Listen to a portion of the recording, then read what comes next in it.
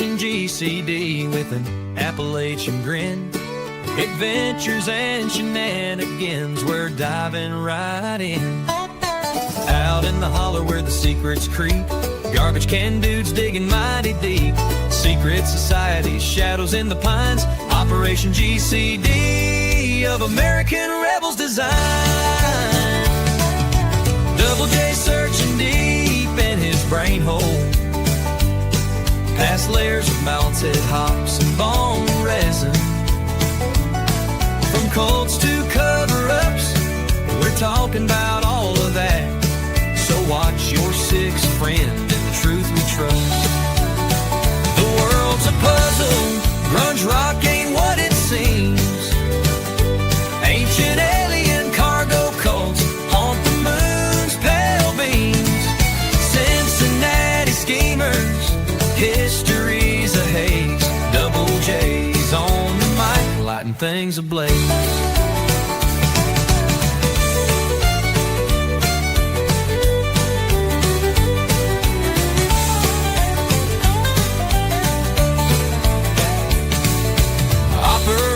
OpGCD with an Appalachian grin.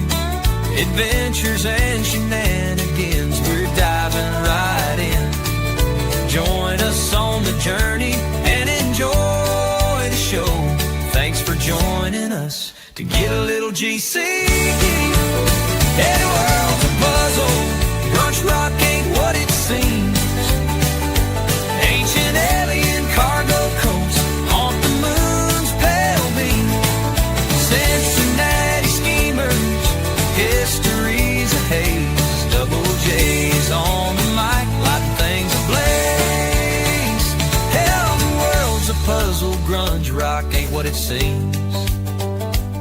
Ancient alien cargo cults haunt the moon's pale beams. Cincinnati schemers, history's a haze. Double J's on the mic, lighting things ablaze. Double J's on the mic, lighting things ablaze.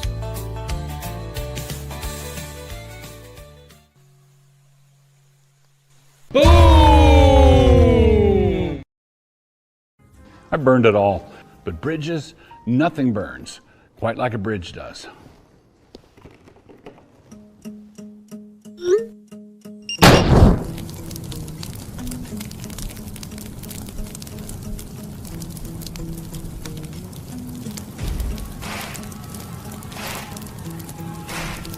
Happy November.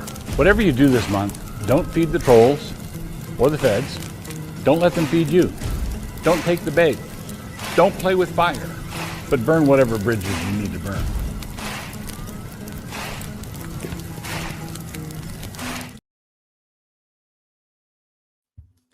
Howdy, folks. Your host, Double J, back here coming at you slightly delayed, but live from my studio / RV dining room located directly inside America. These damn ones, I swear. Anyhow, folks of the interwebs, once again, your host of Operation GCD, JJ Vance here, and perhaps most notably, not the vice president. No bombs here, folks. No bombs.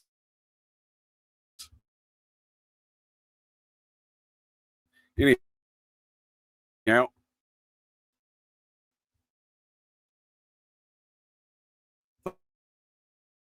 thanks for joining me here tonight, folks of the interwebs, to get this particular. My back. The 1998 Scientology cinematic masterpiece warning us of the upcoming technocratic age here of surveillance, the surveillance state, enemy of the state, chock full of Scientologists. There is a Thursday. Well, hopefully there's a burger element to all this too, I hope. So thanks for joining me here tonight, folks of the interwebs. Got a real barn burner, like I said. Got a all-star lineup here for us. Real quick, though, on a few administrative notes. Got Operation GCD Thursdays, the anatomy of the satanic panic, coming in real hot tomorrow night, 9:30 p.m. Eastern Standard Times, starring everyone's favorite psychological warfare officer, allegedly a Green Beret, Although I like to see evidence that fat, doughy bastard, Michael Aquino, there, old Muppet Mikey, passed any such physical fitness exams. We're going to be discussing the ongoing life and crimes of him and his pal, Laser Tag Ted. There's thousands of Americans out there. By the way, I've been shot with a laser beam twice. Watch out, folks. They indeed, well, allegedly at least, they might have got Ted twice. Anyhow, so 9:30 p.m. Eastern Standard Time tomorrow. And then Friday, Operation GCD Fridays, 9:30 p.m. Eastern Standard. Joining me here, Sixth Sensory Podcast, Tim, and Daily Dissident, Lane. Continuing our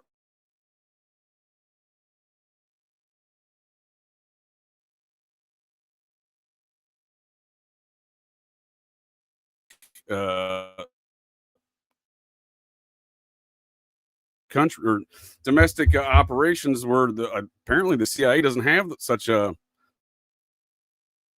That's weird. And then Operation GCD Sunday is actually on Sunday, 9:30 p.m. Eastern Standard Times. More of these matters.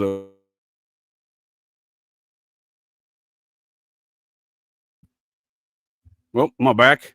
Look forward to tuning into those, folks. If the interwebs will be a real barn burner here. But tonight we got, well, maybe at some point in time, if my gremlins of this damn computer will work, we got ourselves a real barn burner on deck here tonight. So let me get our guest on here. Maybe. All right. Stand by, please. Stand by, please. What is going on? All right. Let's try that again. Maybe. And Bueller. All right, let's just do that. Hey, there we go. So joining us here tonight, Phil Z, my favorite secret agent of the Dewey Decimal System. Thank you for joining me here tonight, sir, to get a little GCD. Welcome back to Operation GCD for your very first time.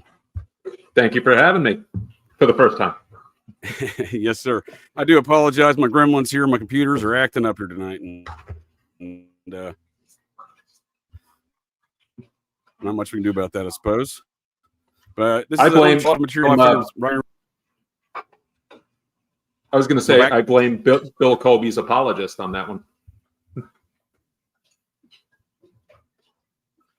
Oh, is our channel here? I haven't got a chance to check the chat out here for him yet, but I hope he shows up. If he's not here yet, I'd like to go Bill Colby, Bill Colby, Bill Colby, and see if he appears. Also joining us here tonight is the other Jay. Oh, did you have any other commentary, sir, in regards to tonight's film before we get started here, before we introduce the rest of the lineup? No, I'm looking forward to it. All right, sir. Joining us also is the other JJ. I got my eye on you, sir. You're trying to out JJ me, and while I respect it, I'll have none of it. Welcome back to Operation GCD, sir, for the very first time. Yes, of course. Thank you for having me back for my very, very first time. And once again, I can't out JJ you, but I can give, some West Coast flavor to your East Coast flavor. So, I do what I can. I like it. I forgot we got our East Coast, West Coast feud going on. I like it. Right. All right, sir. Well, I appreciate you joining me here tonight to get a little GCD on these matters. It's surveillance state. This film was way ahead of its time, in my opinion. We'll get more into that. I know these matters interest you at the Rise of Liberty podcast and your Mockingbird Media blog. Is that correct? Yes, sir. These, I actually matters cover of government overreach, if you will. Right. Yeah, I actually this is actually like one of my hobbies is privacy and learning privacy techniques and teaching people different privacy features and way to maintain their basically digital autonomy from the digital state. Any way to be able to subvert the technocracy that's being, brought down on our throats with, digital jackboots. I just absolutely love doing that. So yeah, this is right up my alley. I like your style, sir. And somebody else who is along these same lines, I like his style as well. Mr. Dr. Inferno, not a real actual medical doctor, just a disclaimer. Not a real doctor. Welcome back to Operation GCD, sir, for the very first time. I'm glad to be here for my first time, for my inaugural, show. In a way, it is my first time because I am going to be reviewing a movie. So thanks as always, JJ. Yes, sir. Yes, sir. And thank you for joining us here tonight to get a little GCD. And last but not least, we got on our all-star lineup of usual suspects of enemies of the state, if you will. Pay attention to our channel. Take their names down. We got them all collected here. So, no, Todd the Wizard, greetings, sir. You're a man of many details as well, and matters of liberty, which I do respect. Thank you again for joining us here tonight to get a little GCD. I appreciate the invite. This show amazes and blows my mind. I love the panel you got going tonight. Well, you're part of it, sir. So you're definitely participating. You're aiding and abetting whatever you're accusing us of there. Couldn't have a better time of it. No. Couldn't think of a better place to be. This is an interesting film. I've always kind of enjoyed it, and I've enjoyed it for various reasons over different times, I suppose. So figured we'd start off with a roundtable discussion here on when you first seen the film and what your first initial thoughts were versus what your most recent viewing was. And we'll start off with the secret agent of the Dewey Decimal System himself there, Mr. Phil Zeke. Thank you. First time I saw it was college. I would say probably my sophomore, junior year. And, I think I had seen the previews for it, looked good. I like Gene Hackman. That was one of the things. Will Smith, I was kind of, I liked him as a movie actor. Nowadays, not so much. Yeah. But it was the premise. The premise kind of, pulled me in. I've been, I'm into movies, action movies, but I'm also into ones that like kind of get a little bit deep with it. And this obviously was one of those type of movies. And I was floored by it when I first saw it. And then I just watched it again Sunday. And I'm like, yeah, it still has that kind of impact. And now you think of everything that's happened in the surveillance state since then. And I think this might have been a movie that didn't get assistance from the CIA's, entertainment division sort of thing. Sure. But, it's, I think it's an excellent movie. I think it still holds up. It's funny enough that I just recently finished a book with a former like wiretapping and electronic device kind of master of all trades who was consulted for this movie and had been consulted on a prior Gene Hackman movie that is referenced inadvertently in this movie. Oh, so yeah. Which film was that? The Conversation. Okay, sure. They actually use Hackman's picture when the NSA looks up Brill and finds out who his previous identity. It's Hackman's picture from The Conversation. Nice. Well, that's interesting. I didn't pick up on that, but I appreciate where your brain holes at, sir, and do appreciate your man with a lot of details, and I appreciate that as well. So, what was your biggest takeaway from your initial assessment versus now when you most recently saw it? At the time, so like 18, 19 years old, I was already into conspiracies, but I wondered, I was like, wow, is it possible that the government possesses all this technology, or is it, just rogue elements? And now when I see it, and after a lot of the things I've read, I'm like, well, yeah, it was probably there. And they were just kind of saying, hey, well, we'll always have someone, it will never go this far. Like one of the last lines is, Will Smith's wife saying, well, who will monitor the monitors? It's like, in the end, it's like, oh, there is a monitor, but it doesn't do anything for us. Like when the movie came out, I think, what was it? Echelon was one of the surveillance projects they had going on. And then only a few years. Carnivore before that in the 80s. Yeah. Yep. And then Stellar Wind, after. Yeah, those are some interesting points there, if I may. I kind of had a similar takeaway myself, and it's interesting. You see the private industry surveillance state in there as well, and the NSA. So everyone wants to blame the CIA, but obviously the NSA are the bad guys here in this one. I see a lot of Danny Casolaro stuff in this narrative as well, not the least of which Gene Hackman's character resembles a lot of old Chuck Chalmer Hayes, U.S. Air Force retired colonel and CIA agent. So that's interesting. So I appreciate those thoughts, sir. No problem. OJJ, other JJ, sir. What was your first? When did you first encounter this film? Well, let's see. It came out in '98, so it had to have been early 2000s the first time I saw it. And I at the time wasn't super involved or like had the train of thought to think about these like parapolitical aspects or the occult aspects or the revelation of the method stuff. I wasn't that far down the rabbit hole at that point. Sure. So it didn't really, stand out to me initially, but, second and third viewing, second viewing, it was definitely prophetic in my opinion. And now going back and watching it, it's just like, they were almost telling us exactly what was going to happen. And, my opinion about the movie is same about almost any movie, is that it's the revelation of the method stuff, that they're trying to desensitize us to these sorts of ideas and these concepts, even if it happens subconsciously. That way, by the time, digital ID gets introduced to Apple Wallet on every single iPhone in the United States now, people just kind of accept it. So, I think this is just, the continuation of the purpose of Hollywood. But I do find it kind of interesting because there are certain movies that tell us more truth than others. And I think this is one of those movies. So that's interesting. So you first saw it, obviously you were a young man. How old? Teenagers? Yeah, I would have been high school. So around the same time when I was like very first picking up like Ron Paul books. That's an interesting take. Go ahead, sir. Oh, that was it. It's just I probably seen the movie around the same time as I was picking up Ron Paul books for the first time. So I got you. I got real big into Ron Paul there in the mid to late aughts. I hear you. It's like your brain was at, sir. So yeah, I mean, like, I see what you're saying about the revelation of the method type of deals, but I also look at this film as a warfare effort. This is Scientology at the time. They're just settling their warfare with the IRS, and they'd already done a lot of infiltration of the government and warfare before that. Lord knows what all this spook nonsense is in their beefs between each other, but there's obviously a beefs. And, again, we see a lot of, I see a lot of the parapolitics of the 90s playing off in this that it's interesting, but I appreciate those thoughts, sir. Todd the Wizard. You were a man who most certainly saw this in the theater in 1998, much like myself and Phil, I'm sure.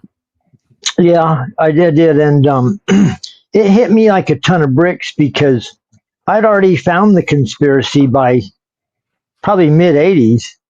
Found it. When I say found the conspiracy, I mean, if I may, sir, we weren't all as fast as you were to have your own conspiracy talk show in the early 90s. So I salute you for I did that for a brief stint, and it scared me to death. Didn't last long.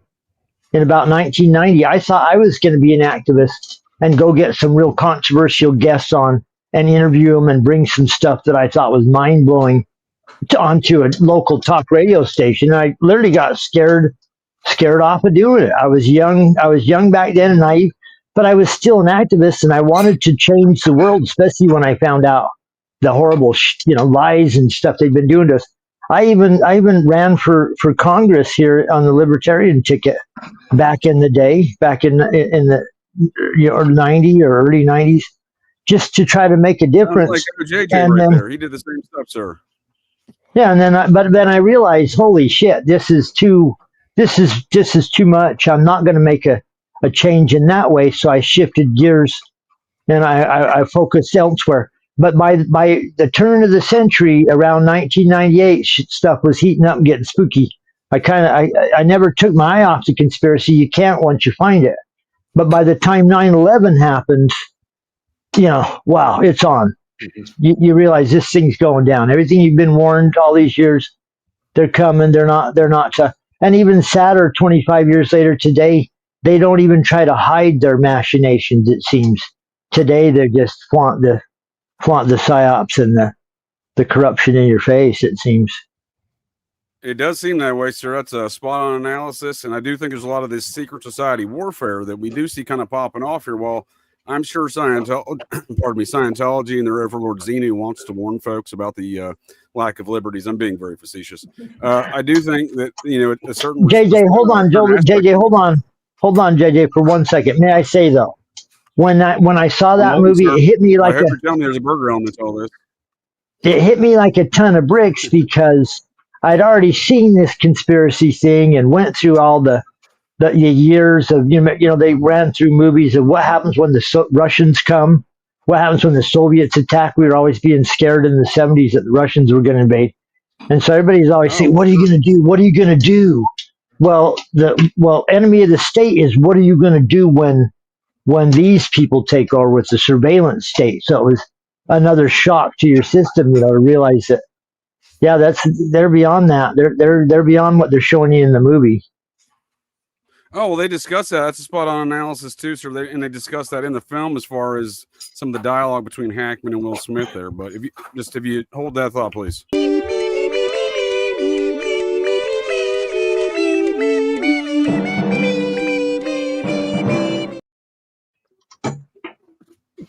Our channel, good to see you made it here, bud. As always, tell those Muppets at Langley to go fuck themselves. So, there's a lot of surveillance state. Again, I think that was very prescient. But again, I think there's a bit of that is, posturing, if you will. Because it's chock full of Scientologists. I mean, not necessarily the folks who wrote it or directed it. Obviously, Tony Scott and Jerry Bruckheimer and the guy who wrote it. I don't have any Scientology connections there, but we see Will Smith, Scientologist, at least at that time. We see. Well, they're from the United Kingdom. They're from the United Kingdom. Tony Scott and his brother Ridley Scott. Sure, but we see Barry Pepper and what folks. Well, sure, they're definitely hooked in. We'll look at some of the films they do here as well. But as far as Barry Pepper, most folks don't realize he was the next coming of Tom Cruise. This is at a time when Tom Cruise was falling out of Scientology. Barry Pepper was their upcoming A-lister star because, let's be honest with you, they can't do much with Travolta. He's done sexually assaulted too many masseuses, if you will, male masseuses. I wouldn't say there's much validity to those statements, but I myself am a sexual assault victim of John Travolta, so I do find validity to those things. I already was partial towards big blonde guys. In a vacant, he got a little handsy with me in a hangar one night in a vacant airplane hangar. Anyhow, I love that story. It wouldn't happen. So, that'd make a great TV show or movie, JJ.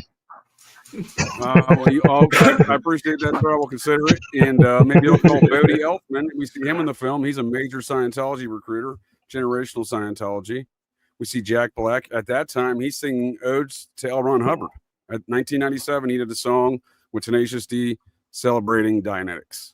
So we see a lot of these continuity of Scientology throughout much of this cast. And Gene Hackman himself is was my number one. He's now deceased, apparently, there, sadly. Great actor. I like a lot of his films, but he's number one on my suspect list of secret Scientologists because you can only, my opinion, you can only star opposite a Scientologist like Tom Cruise, John Travolta, et cetera, so many times before, I'm going to declare you a secret Scientologist. And we see that with Miles Teller. We did an occult and esoteric review, Phil, there. And we've done the first half, at least, first part on the offer. Since we've done that discussion, sir, Miles Teller playing CIA agent Al Ruddy, executive producer of Hogan's Heroes and The Godfather, Cocaine Bob's buddy, and co-executive producer there. He was played by Miles Teller in The Offer on Paramount. Miles Teller, confirmed now, Scientologist. So we see him starring opposite Tom Cruise in the new Top Gun. So that's what I mean by you star opposite Tom Cruise, especially. He's one of those guys where his entire staff is Scientology. He won't even look at you, apparently, if you're not a Scientologist. So, because, that's the new human. It's this whole cult mindset of they're already better than them, that kind of thing. I don't want to go too full-blown senior right now. So I appreciate that commentary there, Todd the Wizard. And you were a man who started a conspiracy theory radio show before the film Conspiracy Theory, which I do hope to book you in the future for an occult and esoteric review on Mel Gibson's masterpiece there. Oh, yeah, there you go. Totally.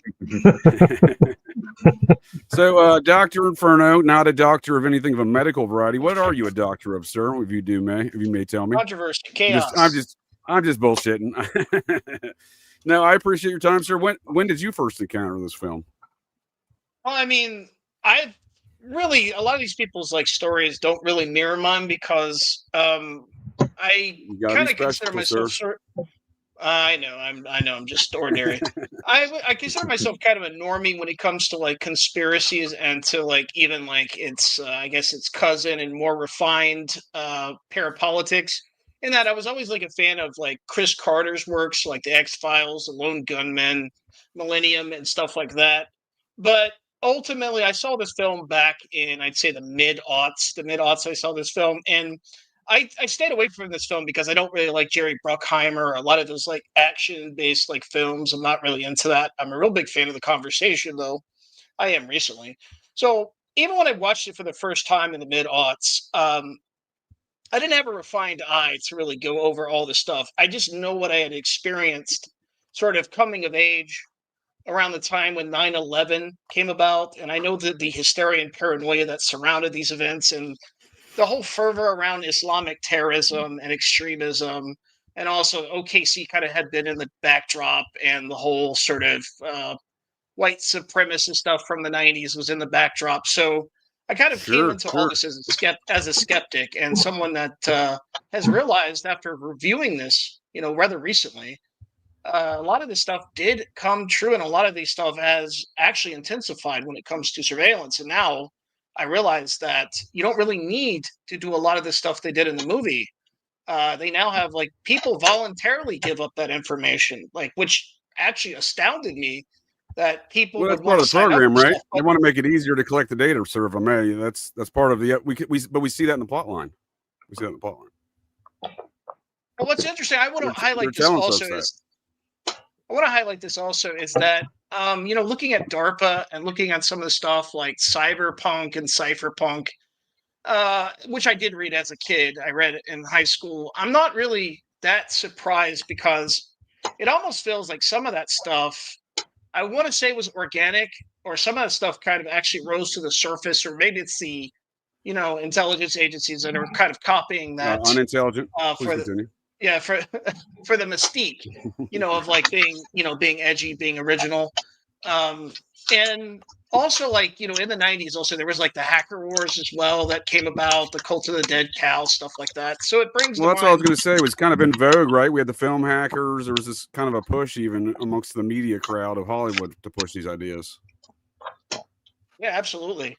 So, I mean, that just makes you wonder if a lot of the cypherpunk, a lot of the cyberpunk stuff kind of is also, I don't really want to say predictive programming, but maybe they have sort of augmented whatever initial, GAOP they had with DARPA, so I can say this film is a good film. Well, you can speak poorly of DARPA, sir. You can speak poorly of the NSA, but don't speak poorly of those Muppets at Langley, sir. Ours going to get all bent out of shape. I know.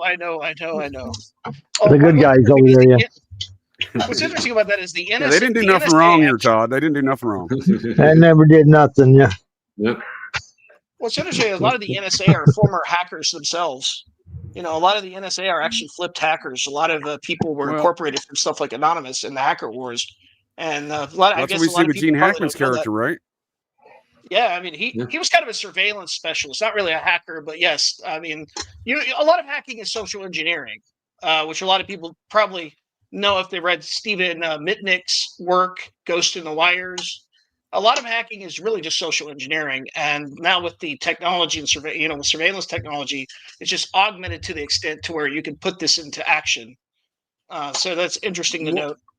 What do you mean by now? Like, how long do you think they've had this technology in place? I mean, that's a question.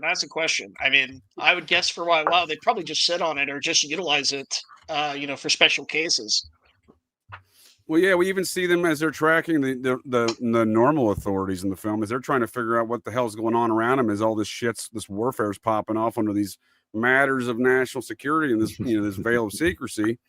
They don't know what's going on. Even the FBI's, and there's all these different factions that end up they're all in the same soup, if you will, this alphabet soup of unintelligence agencies. And we see the confusion that's caused in the film. And everyone in the film has a different, like, they're not even trying to attack each other. It's all one big boondoggle. And that's why I often argue about conspiracy culture in general, is we're looking at things from the outside thinking these people are, wow, that's a nefarious plan. No, they keep fucking up. And then they try to fuck up the cover up. They try to clean that up.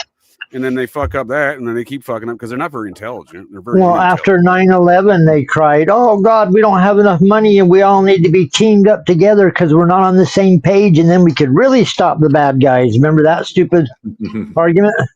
Well, if we were all connected together and everybody knew what we were doing, and we could communicate faster, we could stop these terrorists. Well, that's the whole pretense of the film. That's where we get started off, and I'm glad you brought that up, sir. I have a clip to get this to get that started off here for us. Phil, look, I don't... Wrong clip. I'm going to fire some up here tonight.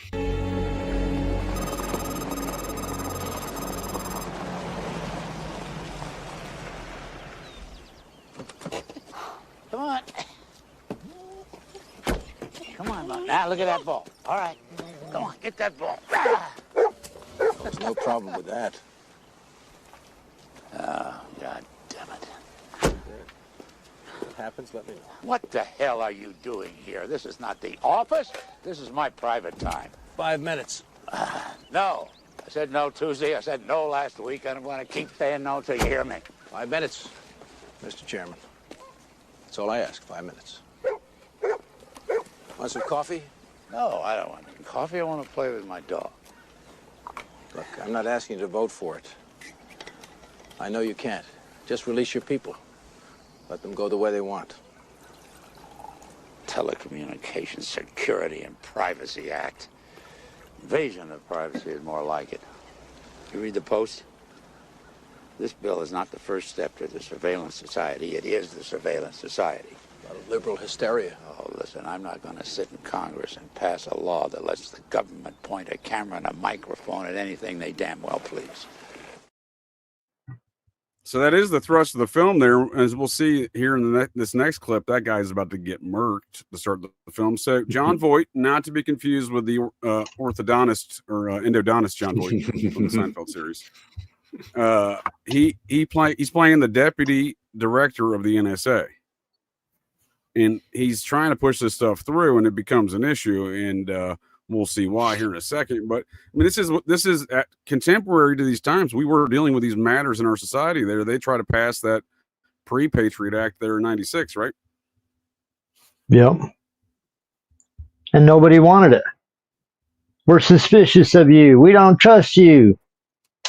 I believe you haven't done anything. You haven't done anything to prove that you're worthy of pulling this off. Angels wouldn't be able to be trusted with this kind of authority, this kind of power. So putting these guys in charge of snooping on everybody is like putting the devil in charge of the hen house, you know? Did you say angels like the angel of death? Yeah, exactly. Phil knows what I'm talking about. Yep. I believe I can't help but watch this film. I'll go ahead, sir. I was just going to say, I believe they actually started trying pushing all of this like in the late 80s is when you start seeing some of this appear for the very first time. And they kept trying to sneak it into bills, you know, these massive omnibus bills that, you know, they sneak stuff into and kept getting found out. And once again, like Todd was saying, nobody wanted it. Everyone understood what the implication of these things were going to be for everyone. Sure. They drummed into our heads. They drummed into our heads since World War II. What happens when you're in a fascist or communist country where surveillance is all powerful and people go to secret prisons and secret systems exist? We've been drummed into our heads this thing, and so to turn around and say it's a good thing is just crazy. You know, if I may interject, well, I mean, Todd, here's the deal, though. Ever since the inception of, I may say real quick, ever since the inception of the National Security Act of 1947, which brings us all these muppetries and violations of constitutional rights, you know, those inalienable rights issued to us by God. Not these Muppets in D.C. who write things on paper and call it legal, but anyhow, the matters at hand, though, we do see that ever since the national security state started, the CIA, ours buddies, those Muppets at Langley, they started off as an administrative function, a very small function. They had no agency of wide-ranging scope or matters, anything like that. It has evolved into that. The whole national security state's evolved into that. And in doing so, we've heard it from Thomas Fuentes himself, the former deputy director of those Muppets at Quantico, the FBI. He said in 2004, while he was the deputy director, that when he's making a budget for a law enforcement and intelligence agency, he does not. He says his mantra is keep fear alive. He says he's never going to say that he solved all the crime and stopped all the terrorism because all the funding would stop. And that's what we see. So they're always, you know, they're always 20% more each year kind of, you know, move they're doing. They got to increase that budget. So therefore they need more terrorists. Yeah. When Russia fell, when the communists were no longer the enemy, they started ramping, you know, the terrorists become the new enemy. and then they eventually turned the terrorists into domestic terrorists. And now we're sitting here looking down the barrel of a gun. I would argue they've always been domestic terrorists since July of 1947. We're just now seeing the come to the erupt in our society like we did in Iran-Contra with that Rex 84. So OJJ was just talking about those other programs. That's a great example over there with Rex 84, right, sir? OJJ? Rex 84? Sorry. Not a dinosaur. I couldn't not a unmute dinosaur. myself quick enough. It's a program. It's a program to violate yours, mine, and everyone else's rights. Well, I was actually told that was just a fake conspiracy theory that Rex 84. I was told all this conspiracy theory, sir. I don't even know what we're doing here. Our channel told me. Well, if by fake conspiracy theory you mean they built tons of holding facilities all across the American Southwest border, that part was real. Nope, never happened, sir. Never happened. Not unless Oprah Winfrey tells me it didn't happen. I'm only saying that because that's the mindset a lot of folks live by, right? Unless Oprah Winfrey said it didn't happen. Right. There's nothing suspicious of massive military trains being pushed by Union Pacific across the entire country. Nothing going on. It's just war games, right? They're just the military's on. I hear what you're saying, sir, but a lot of that is fear mongering. I think it's intentional fear mongering. Here's the deal: because those corporations want to move that shit because they get paid for it. Of course. And then other folks want to help them move that shit because it's a show of force, even to our own populace. Right. Who have become an enemy over the years. I mean, look at the way the FBI's acted, and look at the number of violations of the FISA court. FISA court wasn't even a thing yet when this film was made, and the FISA court just in recent years, I mean, the number of violations of folks' rights is quite astounding. But no one hears about it because these are matters of national security. Right. Just like no one hears about the secret fund that's paid out, I believe, nearly $500 million now in the last 30 years to sexual assault victims of U.S. Congressmen and senators. They pay these things off on the side using tax dollars in a fund they created because they wrote it down on paper and they said it's legal. Right. Secret, and it's all secret too. All their proceedings. Yeah, they're not going to tell you who they raped, sir, and paid off. Come on. Yeah, why would you ever? It's national security. How dare you, sir? I hear you. National security. I mean, that could bring the whole nation down if we. If we knew how many Chinese spies Eric Swalwell had associated with in a biblical fashion, there. I mean, look, no one's going to like that guy again. He says national security. I mean, have you guys seen people making the argument for why we shouldn't release any Epstein files is because it could possibly destroy the government, and it's like I believe the exact quote from Mike Johnson, sir, the Speaker of the House, was matters of national security. Right. Well, like Trump said, you can't. Like Trump said, you can't get rid of 600,000 Chinese students because the university system would collapse in the United States. I mean, if this is what our system is dependent upon, I mean, let it go. I hear you, but I'm just saying it's the same. No, I kind don't of weird logic. It's like, well, it's politician we do see logic, right? Well, even when these matters come to the public surface and sphere outside of the bubble of national security, this cloak, we see them even pull more Muppet shenanigans, not the good kind of shenanigans. And Phil knows what I'm talking about with the Rex 84 Iran-Contra hearings when Daniel Inouye's often cheered as some sort of Muppet of freedom of liberties and speeches and whatnot. The head of the committee there who ran those hearings, and he calls executive sessions when shit gets real weird real fast, doesn't he? Yeah, when they were questioning Oliver North about what he was working on in regards to Rex 84. And we could talk about funding the Contras and giving money to Iran, but when it came to what is this supposed National Security Council staffer who works out of the White House basement working on for continuity of government, and I think it was Jack Brooks from Texas who brought it up, and then Inouye, who was same party, was like, I think we'll handle that in executive session, and that was it. Yeah. And who else was on these committees back then? One, Joseph Robinette Biden. Now, he was a senator, right? He wasn't a congressman. This guy in here was a congressman. We see get murked, but he's from Syracuse, and I cannot help but notice that is, in fact, where Joe Biden went to university there. You know what I mean? It's an interesting aspect because he was involved in these things from that from that side of the aisle, if you will, during that same time frame.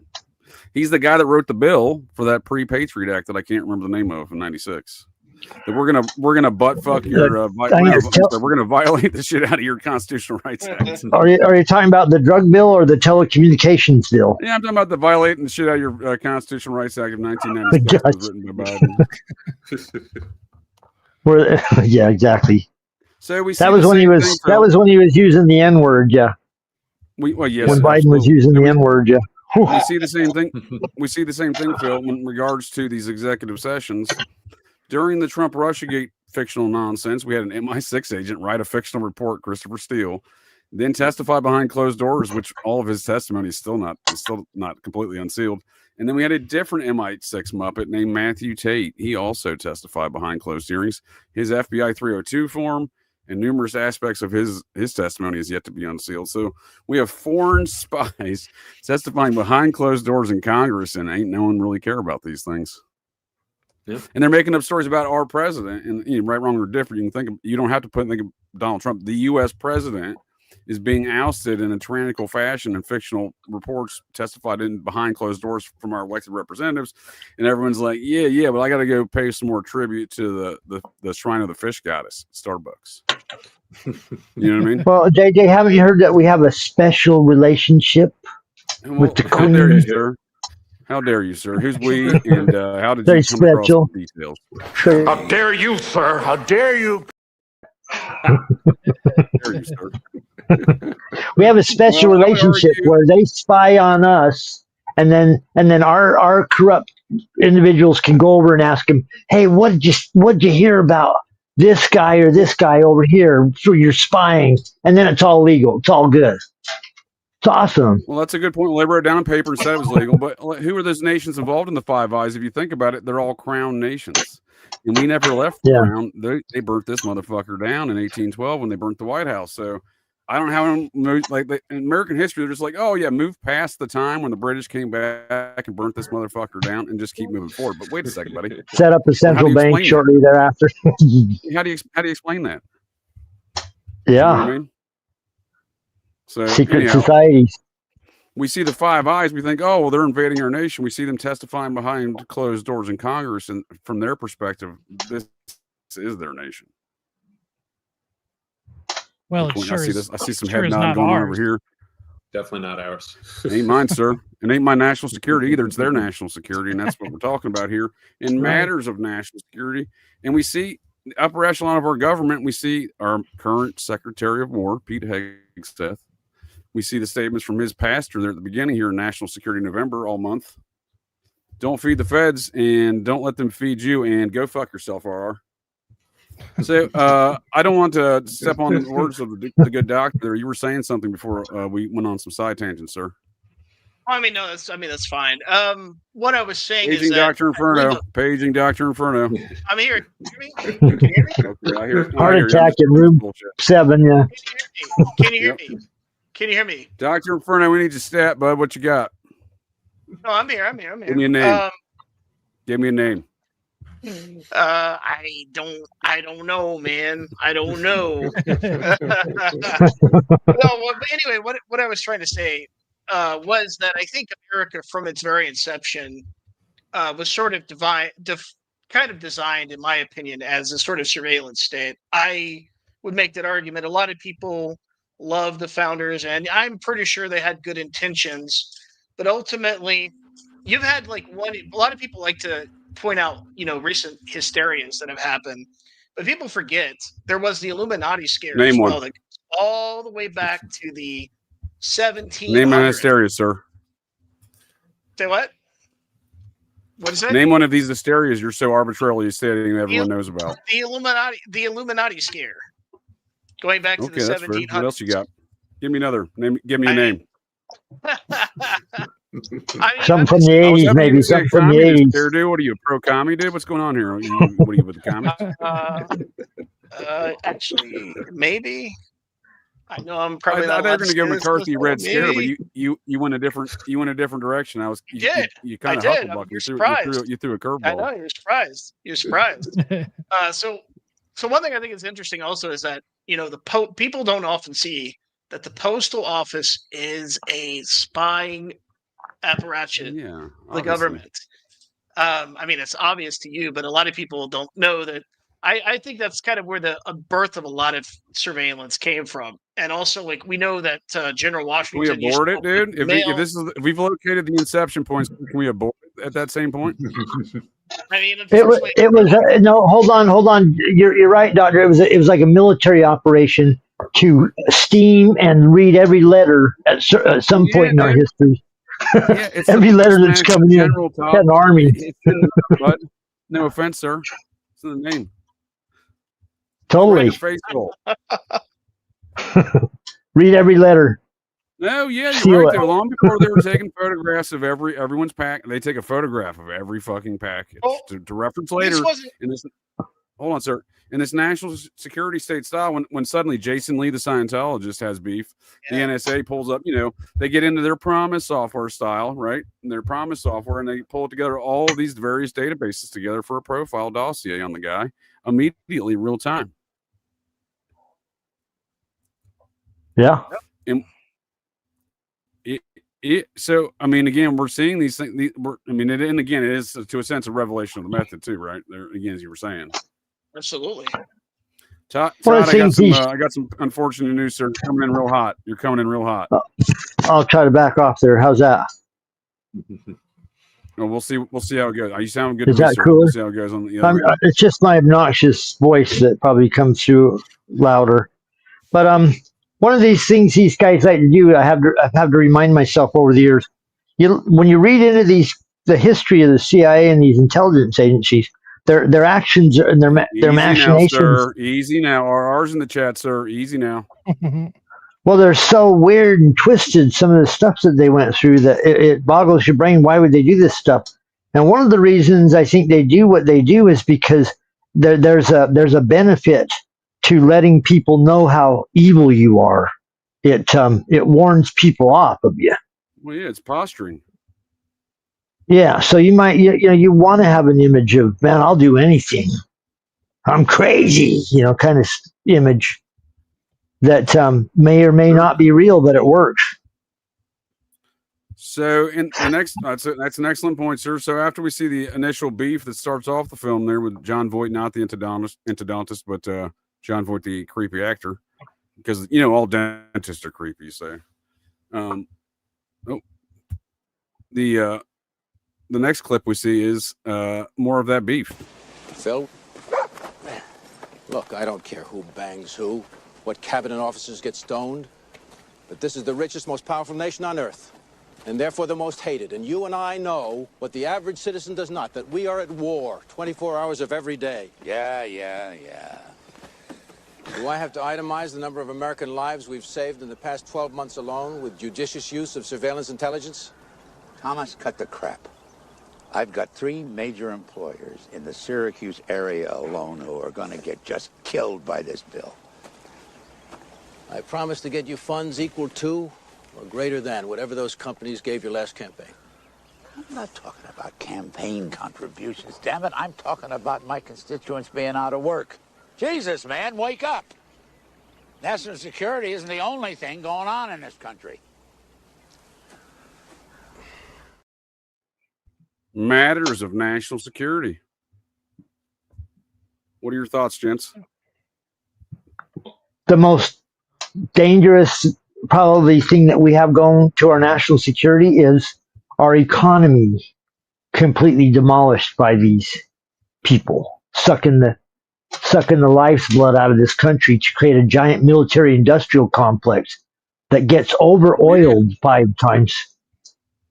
That's why America is sick, is because we spend 10 times more than the next country behind us in military defense and all this garbage, but we don't really get our money's worth out of what they're spending, and what we do get is just evil pointed, not in the direction that would help us, but in the direction that always seems to make our road in the future look harder. Well, that's where I liked where you were going before there with both of you gents. They were saying before there, they're JJ, I believe, were saying this framework was constructed this way for the globalist enterprise of this Anglo-American enterprise, if you will, to reap the profits of every aspect of American society from the resources to the people.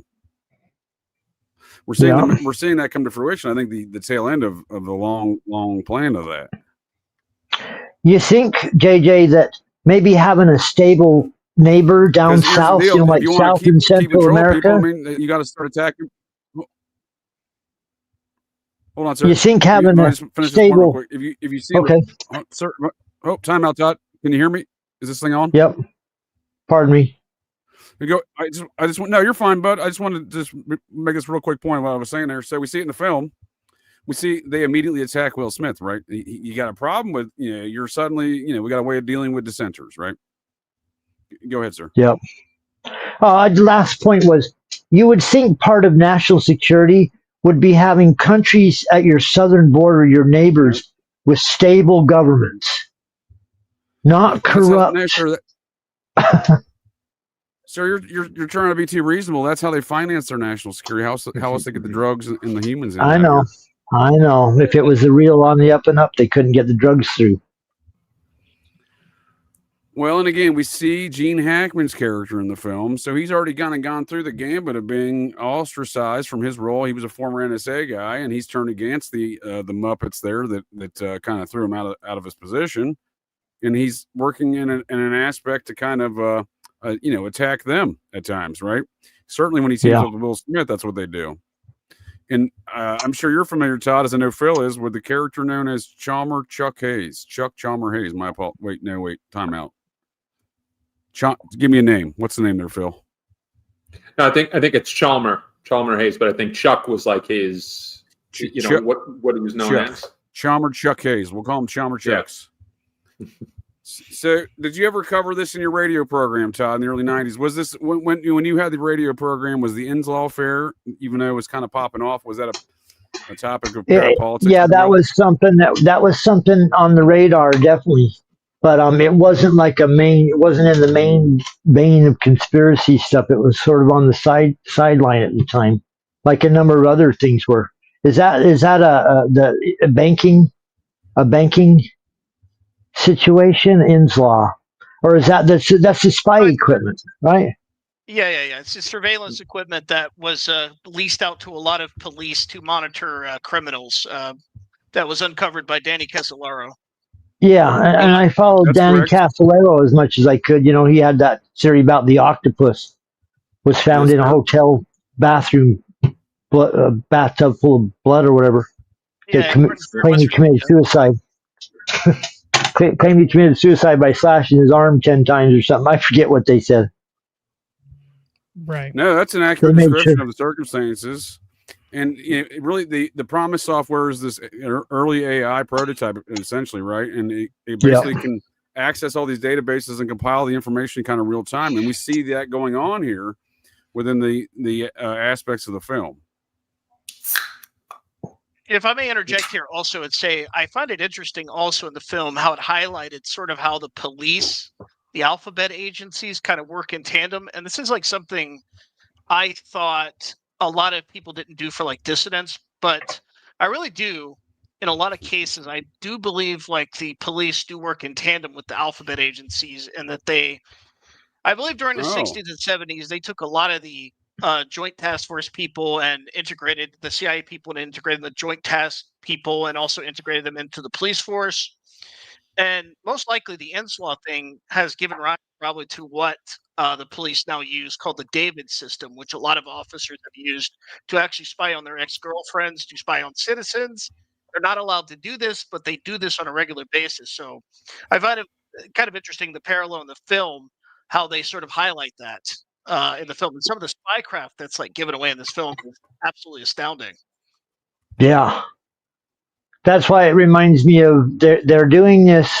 I thought at the time I saw, wow, somebody's making a movie to wake people up and make them be aware they need to rebel against this, which we've already been told our whole lives as American citizens. You don't want communists or totalitarian taking over the government.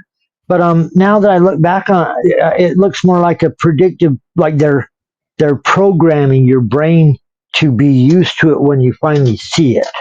Now I look at it and I think they were setting this up ahead of time.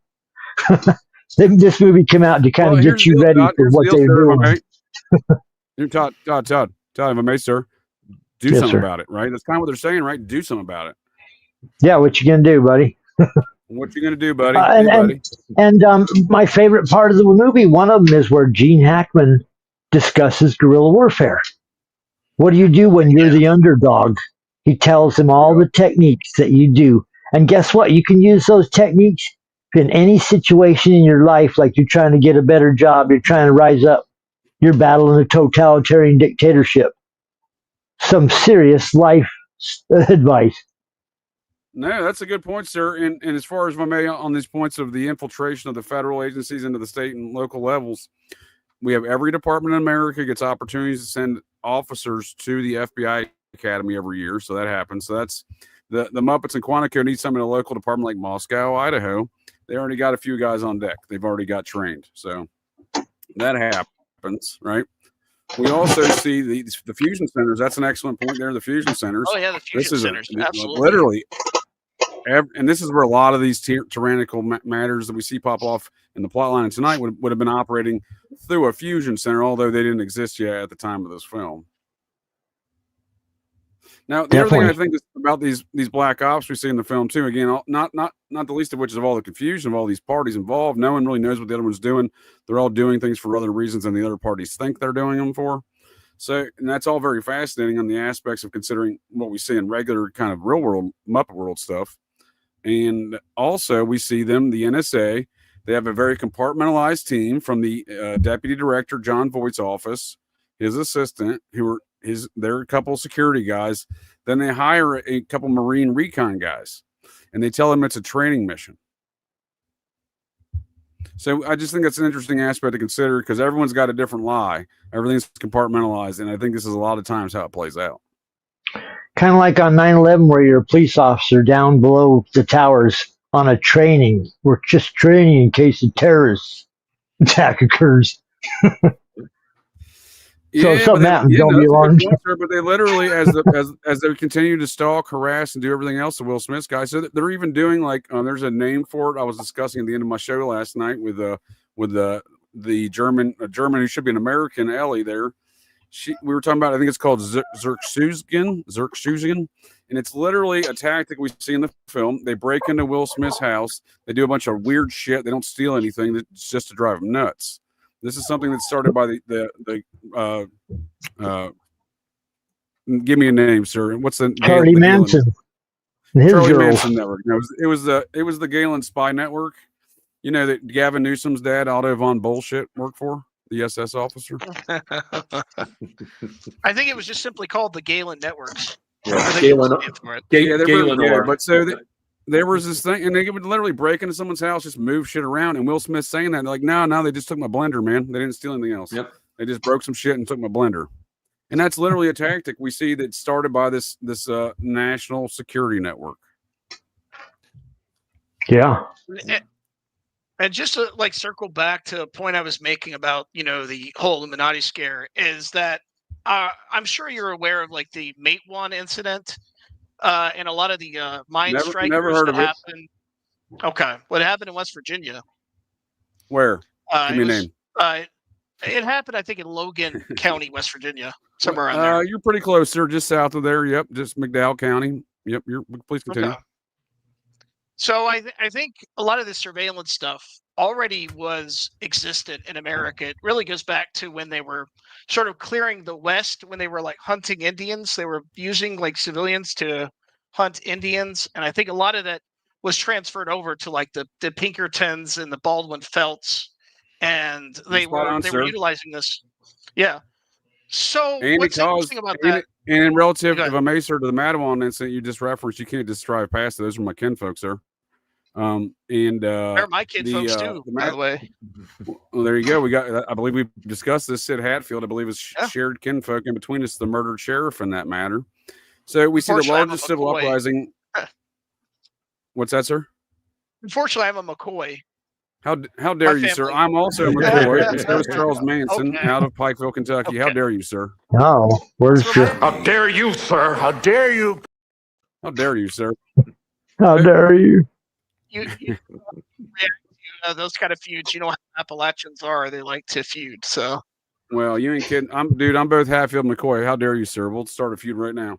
So I already got an East Coast, West Coast feud going with OJJ, sir. Don't get me started on feuds. It's in my blood. But we in my blood the battle. Well, how dare you, sir? The Battle of Blair Mountain is the largest civil uprising outside the Civil War, and it literally was because the Pinkertons and the Baldwin folks there, like you mentioned, were murking the coal miners that didn't want to get BR'd by the system there that they had imposed on, which was tyrannical at best. You know what I mean? So then their solution is, let's just drive by. We'll get on a train.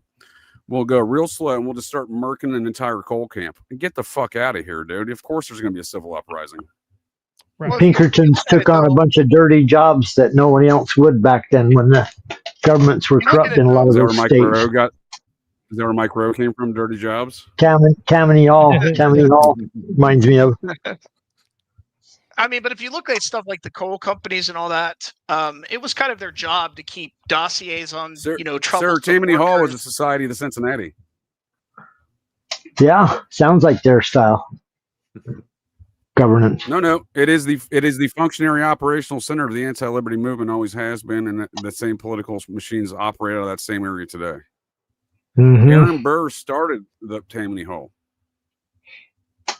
Yep. I didn't know that, but that makes sense now. Aaron Burr, that's why he's kind of in that demonized, but not quite. He's like a anti-hero president or something. Well, we can get into those matters later. They fixed his trial. He was tried for treason, but it's a horse of a different color. He's an odd. Phil, agent of the New Decimal System, how dare you for making me read more books, first and foremost. So did you get the same kind of when you see the Gene Hackman character in this film, were you thinking Chalmer Hayes? I mean, on the second watch, I'd be more inclined to believe that. Hayes, he was, I remember in reading J. Orland Grabb's series that what was it called? It was like, they had a name, like it was like the fourth line or something, like it was some sort of attack. The fifth column, sir. Yeah, fifth column. Yeah, against, well, it was wound up being like a bunch of congressmen who wound up like resigning before their, or not, seeking re-election. And it was like, I think it was disappeared money and, things like that. And when you think of Gene Hackman's character, who better to, beat kind of these rogue, operatives than someone who's been a disavowed spy. Well, you're spot on, sir. You're a man with a lot of details as always. You're spot on there. So there was more than just Chuck Hayes here, but we do know Chuck Hayes is the only one that kind of erupted to the public surface, and we see a very limited aspect of that in the Inslaw case. Hayes has recently acquired the internet label of Angel of Death or Angel of Doom, competing with you there, Mr. Dumenti Mori, Dr. Inferno, that is. Angel of Death! Due to his efforts in encouraging the early retirement of corrupt politicians. So they were using the Promise software, these machinations of the national security state, none of your business, against these corrupt politicians because they got, like Gene Hackman, they got fed up with them, like we see in the film. Now, Hayes had previously testified with respect to the Inslaw case with Danny Casolaro. We'll be getting more into on Operation GCD Sundays. Most notably before a Chicago grand jury in August of 1992, Hayes' extensive testimony in that case was redacted under the National Security Act of 1947. You don't get to know this Muppet protections only. Muppet security. That's what it should be called, Muppet security, not national security. So that was popping off kind of right beforehand. Again, no, I'd say all this with Scientology, Xenu's clock is right twice a day, just like, any broken clock. But again, there's posturing, I think that's going on there because let's be honest, that's kind of like the pot calling the kettle black because they violated the rights of so many folks. They've unlawfully surveilled on folks, not the least of which was the lady who wrote the first book out against the Scientology folks back in 1970. They framed her for an attempted bombing of Henry Kissinger, Cocaine Bob Evans' friend. Of course they did. Effort, they had infiltration. They had a guy move in with her. They used her fingerprint on a bomb threat to Kissinger. I mean, she had numerous trials. Again, it was not easy to overcome these charges for her. And this was well, you know what they say: don't cross the Scientologists. Did Xenu send you, sir? Did Xenu tell you to do that? That's just what I hear lately. You can't ask me any questions, Todd. I'm not holding any cans. So sounds spooky. No, I just think it's kind of odd. You know, they're notorious for all of these tactics. I mean, David Miscavige hired the current Xenu leader there. He hired a father and son private detectives out of Texas to follow his father around after he left the quote unquote church. And they got arrested with a lot of firearms and sniper equipment and silencers and shit because they were going to murk that dude, apparently. So it's some dark shit. Have you ever seen a Scientologist outlet? Walked in one of them? Is this some sort of sect check, sir? Are you reporting me to Xenu? What's going on? No, I'm just asking, have you ever seen a location that Scientologists in there? You ever seen one of these? Ever met a Scientologist on a corner somewhere? Or? I've been to a number of Scientology buildings. Yes, I've been to their museum. It's pretty strange. It's pretty weird. Well, you want to talk about weird, sir? When you find yourself in Los Angeles, go check out the Museum of Death. It's there. Well, I got it. I got to see that. Give me a name. Okay. I mean, correct me if I'm wrong, man, but I believe that L. Ron Hubbard kind of got his start in the intelligence by spying on like other Hollywood people. A lot of times he was reporting like names of other actors, which is kind of interesting because he actually designed a book that's very popular in alt-right circles on the online fringe. It's called the 1955 Brainwashing, a synthesis of Russian textbook on psychopolitics, which has been falsely attributed to Lavrentiy Beria, who was the right-hand man of Stalin. And this book kind of underlies a lot of the different techniques that I believe are Scientology techniques that were outlined in this book. I was wondering if you were familiar with that one. I'm not, sir, but I'm fascinated. Me neither. So, like I said, around the time, I guess we kind of tiptoe lightly on this podcast about the Red Scare, but there was kind of at the time, there was sort of an wait a second, sir. How dare you? How dare you? Who's limited to these terms first and foremost? Give me a name, sir. I'll fire that Muppet. Whatever you do, don't mention the communists, sir. Hey. I thought you were going to say L. Ron Hubbard got his start in. I thought you were going to say L. Ron Hubbard got his start in diddling kids. Because again, he came from Thelema, and it is part of religion. It does advocate such. I mean, who didn't get their start in Thelema and eventually become spies? Yeah, who didn't do these things? I didn't. I'll tell you that much. Give me a name. Who else didn't do it? Did you do it? Is that what you're telling me? Hell no. Every politician. Don't put that jacket on me. I already got enough. Don't put that on me. Don't put your hate on me, there, Dr. Inferno. Don't put that hate on me, Ricky Bobby. Me, Dr. Inferno. I will if you accuse me of that, though. One of the things I studied for a lot of years was magic a long time ago. Pardon me, JJ. One of the things I studied a long time ago was magic. I got into Aleister Crowley at a young age, when it was popular back in the 80s. And one of the things that I was interested in was once I started studying it was in magic was this idea. I forget what were you just talking about 2 seconds ago, Jacob? Oh, Schindler's List. What? We're talking about Schindler's List. Schindler's List. That book. Oh, I was talking about the 1955 Brainwashing Manual, a synthesis of Russian textbook on psychopolitics. Okay, you brought me back. You brought me back to what I was. You brought me back to what I was talking about here. When I also researched, when I started looking at the history of the CIA and how weird their internal struggles were, looking for moles, looking for moles inside the CIA, I realized how twisted that was.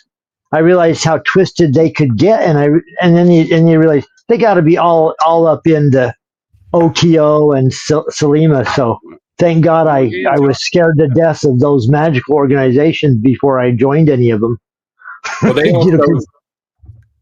the CIA, when you were talking about magic and earlier too, before the show started, they used guys like John Mulholland, who was a magician. I mean, they utilized his services. They even brought Frank Olson to him after they dosed him with LSD and Aleister Crowley. 53. Crowley was a triple agent. Yep, I've heard that too. Yeah. And then Manly P. Hall in the United States, The Secret of All Ages, one of the most famous books on secret societies in California. He's got to be real. We have a film here, gents, chock full of corporate Satanists, if you will, corporate OTO fellows, if you will, the Scientologists. So we see the spookery and this occultism all throughout the core concept of this film, right? Right. Yep. Other JJ, what are you plotting on over there, dude? You ain't been saying much. I think you're plotting on me, dude. I'm actually trying out JJ. I'm actually pulling up some information in the background, kind of just. I knew it. Yep. Yep. Totally pulling it up in the background. You're with the NSA, aren't you? Give me your name. Well, you got to stop. Yeah, right. I'm not that good at Go keeping ahead, secrets. The NSA would never get a hold of me. But you're in your Faraday cage over there, like Gene Hackman. Right. All of this Hold is that kind thought, of please, sir. interesting. Hold that thought, please, sir. Yeah.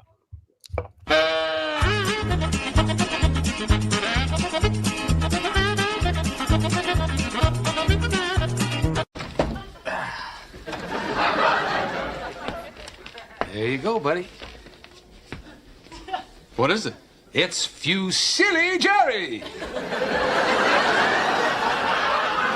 It's made from fusilli pasta. See the microphone? When did you do this? On my spare time.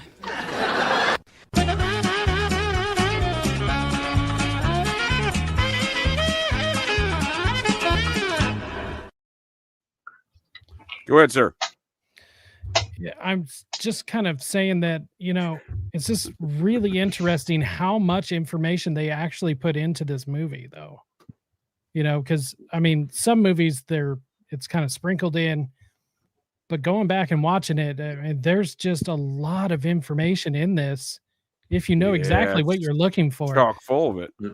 Yeah, it was like they were showing you what they already could, what they were doing, but it's on a much bigger scale. It's on a much bigger scale over there. And what are you doing? This is one of the books that figures into that. Which book is that, sir? It's Odyssey of an Eavesdropper. The author Martin Kaiser was a consultant on Enemy of the State, and I think he probably contributed a good portion of the to help with the script. I warned all you gents and the folks of the interwebs. He's a secret agent of the Dewey Decimal System. Appreciate respect. I've never even heard of this book. He was also a consultant for The Conversation as well. Yep. Just to point that out. Oh, there we go. Yep. And speaking of conversations, we had a conversation about the conversation before the show there, Phil. Yep. That was a great movie. Well, you were mentioning there was an Easter egg in this one, right?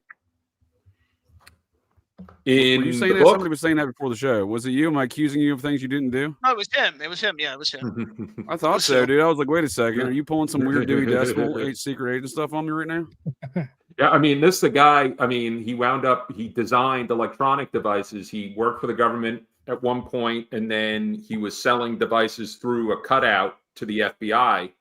And then at some point, he had a falling out with them, and then they tried to ruin his life. They tried to bring up some sort of trumped up charges on him. And, this is a guy who at one point, one of his closest friends was Frank Turple, who was, partners with Ed Wilson and selling weapons to Gaddafi. And I think they declared Turple dead a couple times when he was on the run, and, that he was helping, I think, Gaddafi in the 80s.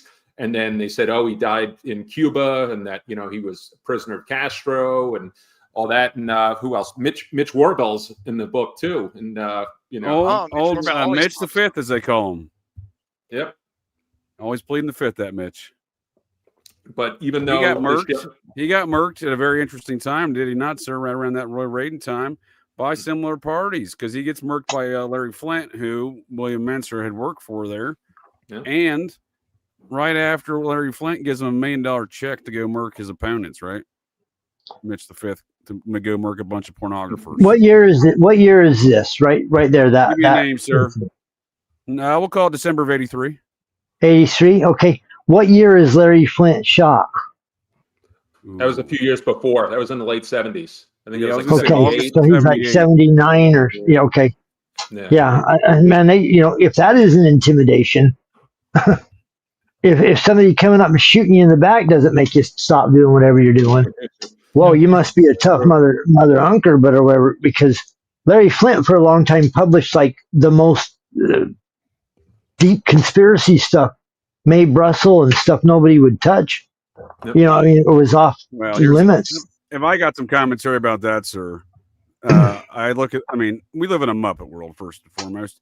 You mean to tell me that in 2002, Larry Flint publishes in Hustler magazine on the cover an article by Tracy Twyman talking about satanic ritual abuse, naming Larry Flint as a primary party in it? Get the fuck out. I didn't know that. That was wild. No, I didn't know that. No disrespect, sir. No disrespect, sir. But if you want to believe that, I can also say a different tale. I got shot by lasers twice. There you go. There's thousands of Americans out there. By the way, I've been shot with a laser beam twice. Stay vigilant, folks. Ted's down. They got him twice. Look out, those kind of hurt too. A little bit. No, I hear what you're saying. Dude. It was, again, it's part of controlling the message there, right? And I think that's why we see that. I mean, dude, Larry, in regards to Mae Brussels, old Krasner is her editor there, and he's a fucking Scientologist. And what are we talking about here, buddy? Yeah. Hey, buddy. No disrespect, sir, but hey, buddy. Not really talking to you, Todd, but I'm just saying, hey, buddy. No, I hear you. These are my problems with conspiracy cultures. When you look at the details here, and you don't have any evidence of getting shot by fucking lasers, dude, I'm gonna be like, hey, buddy. You just got to take his word for it. You just got. Could have happened twice. Ow! Laser beam. Should have been like one of those at the disco with Frankie Goes to Hollywood. Laser beam me. He's at the discotheque. No, come on. No, whatever that song is. Relax. Well, relax. Other JJ don't do it. Earlier. Other JJ, I obviously intentionally played that clip to cut you off. I don't want you out JJ on me here on my own show. You were looking at stuff. What else you looking at over there? But what else you plotting on? Well, I'm kind of just pulling up some information on just like the technocracy that, I mean, that's literally just being forced upon all of us. Not sure if anyone saw it. Well, I'm sure somebody saw, but Apple has now officially pushed digital ID into the Apple Wallet, just normalizing this further. I mean, just the very idea of now a major phone company, electronics company in general, just pushing the digital ID, which just a couple of years ago, anyone that brought that up was a conspiracy theorist. You were crazy. Oh, yeah. That's never going to happen. And now here we go. It's a new feature. That's a fantastic point. Let me ask you this: are they being forced to do this, or are they taking this on their own recognizance? Let me give you this as a primer. Boom! Right. National security letters, sir. Damn. These are the ones Apple can publicly disclose. They can't publicly disclose all of them. So. Right. So, I mean, are they being forced to do it? I don't know. I think they kind of want to do it anyways, because this also benefits them. Buddy. If you don't want to do it, we got a way of dealing with dissenters, right? That's what we see in the film. Right. Yeah, and I mean, it benefits them though. And what's the current CEO? Tim something. Tim Cook. Yes, he's a total scumbag.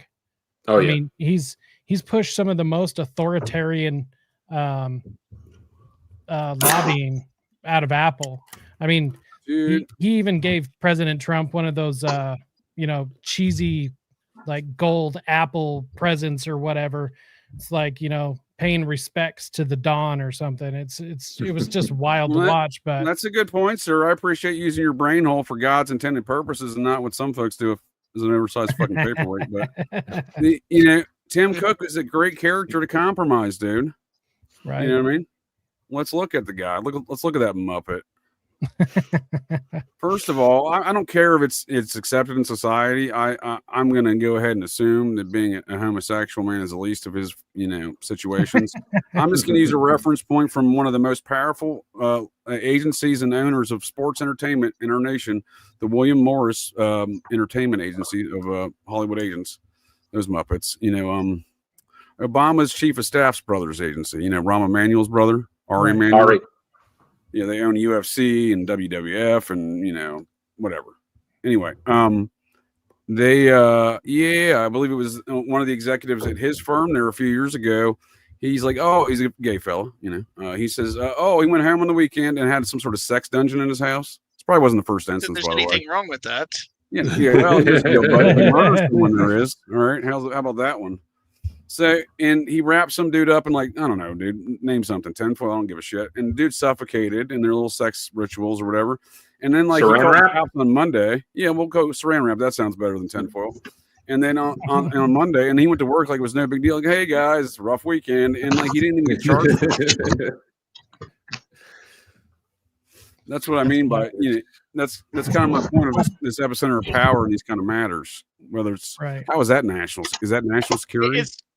It's astounding how they weaponize everything, including I could even quote you cases about how BDSM for Jared, give me a name. Was a guy that was a serial killer that was utilizing his connections to this secret society of BDSM people called the Dungeon Masters or something. I know it sounds like some kind of D&D thing, but I'm going to go ahead and assume it is a D&D unless you can prove otherwise. I mean, I guess so. I mean, D&D was even used for, for spycraft and stuff like that. So, I mean, it's astounding how they can all weaponize every single aspect of these things and zero in on all, I guess, these weirdos. I guess they flock to that type of stuff. That is like sex dungeons. You mentioned Blue Whale earlier. Before you were talking about Blue Whale, that thing. And where they would find people that they could push to extremes to try to figure out who was going to bite on this thing. That sounds like an intelligence operation, fishing for people that would do crazy shit. And it's part of my pet theory where I think a lot of these ops, like the Blue Whale, the 6696, 764, all that stuff. Yeah, I can't go with one podcast without mentioning too many numbers. I know, right? But I really think a lot of the purpose is to expose people to stimuli, to select out for certain kind of psychopathic, sociopathic types, and to lure them in and utilize them to their bid, kind of a la Dave McGowan style. If you ask me, I think a lot of that was going on. But if I may circle back to John Robinson, this guy was. Nope, you can only move forward, sir. Can't do it. We're very rude on this program now. I'm moving. Hey, how dare you, sir? How dare you, Todd? Sorry. So what I'm saying is that this guy, he's a serial killer, of course. Surprise, surprise. He has intelligence connections. No, allegedly. His mama didn't think so. So allegedly he's a serial killer. So he lures in all of these different sort of elected officials that are all involved in this scandal where they're going to this BDSM secret society, and he's probably collecting blackmail on them and utilizing it for his defense to get out of jail or possibly for their opponents. Is that national security? Very common thing. Yeah, national security, exactly. I've been searching for what national security is. If you're telling me that's what national security is, I'll believe you, sir. You're a doctor. I mean, believe me, I just play one on the internet. Point on the doll, sir, where national security touched you. Point on the doll. I always answer the same. Show me on the doll, sir. I always say, in my frontal cortex. I'll point to my frontal cortex. The worst part, yeah. The worst area. My mind. Put my mind's eye out. They got you real good in the mind. They mind raped you. They did. National security style. They did. It's horrible what they do. By memes. Well, this is fun. I appreciate your thoughts there, Doctor. You're not a real doctor, but I appreciate your thoughts. I appreciate you folks at Interwebs. Thanks again for joining us here tonight to get a little GCD on these Nebulous matters of national security, which is always covering up hood rat shit, by the way. Give me an example. Yeah. Give me a name, sir. Phil, give me a name that's not an example of national security and hood rat shit. Is there one? I don't think there. I'm going to challenge you, sir. I don't think there is. You're a man with a lot of details, sir. You've read books I've never heard of. I salute you for that. I'm going to read that one, though. I appreciate that. And there's really not an instance, is there? None that I can think of. If they can hide behind national security, they will. I mean, I think anyone who could wind up being, involved in something government-wise, they can always hide behind national security, or they can find the most obscure reasons to hold.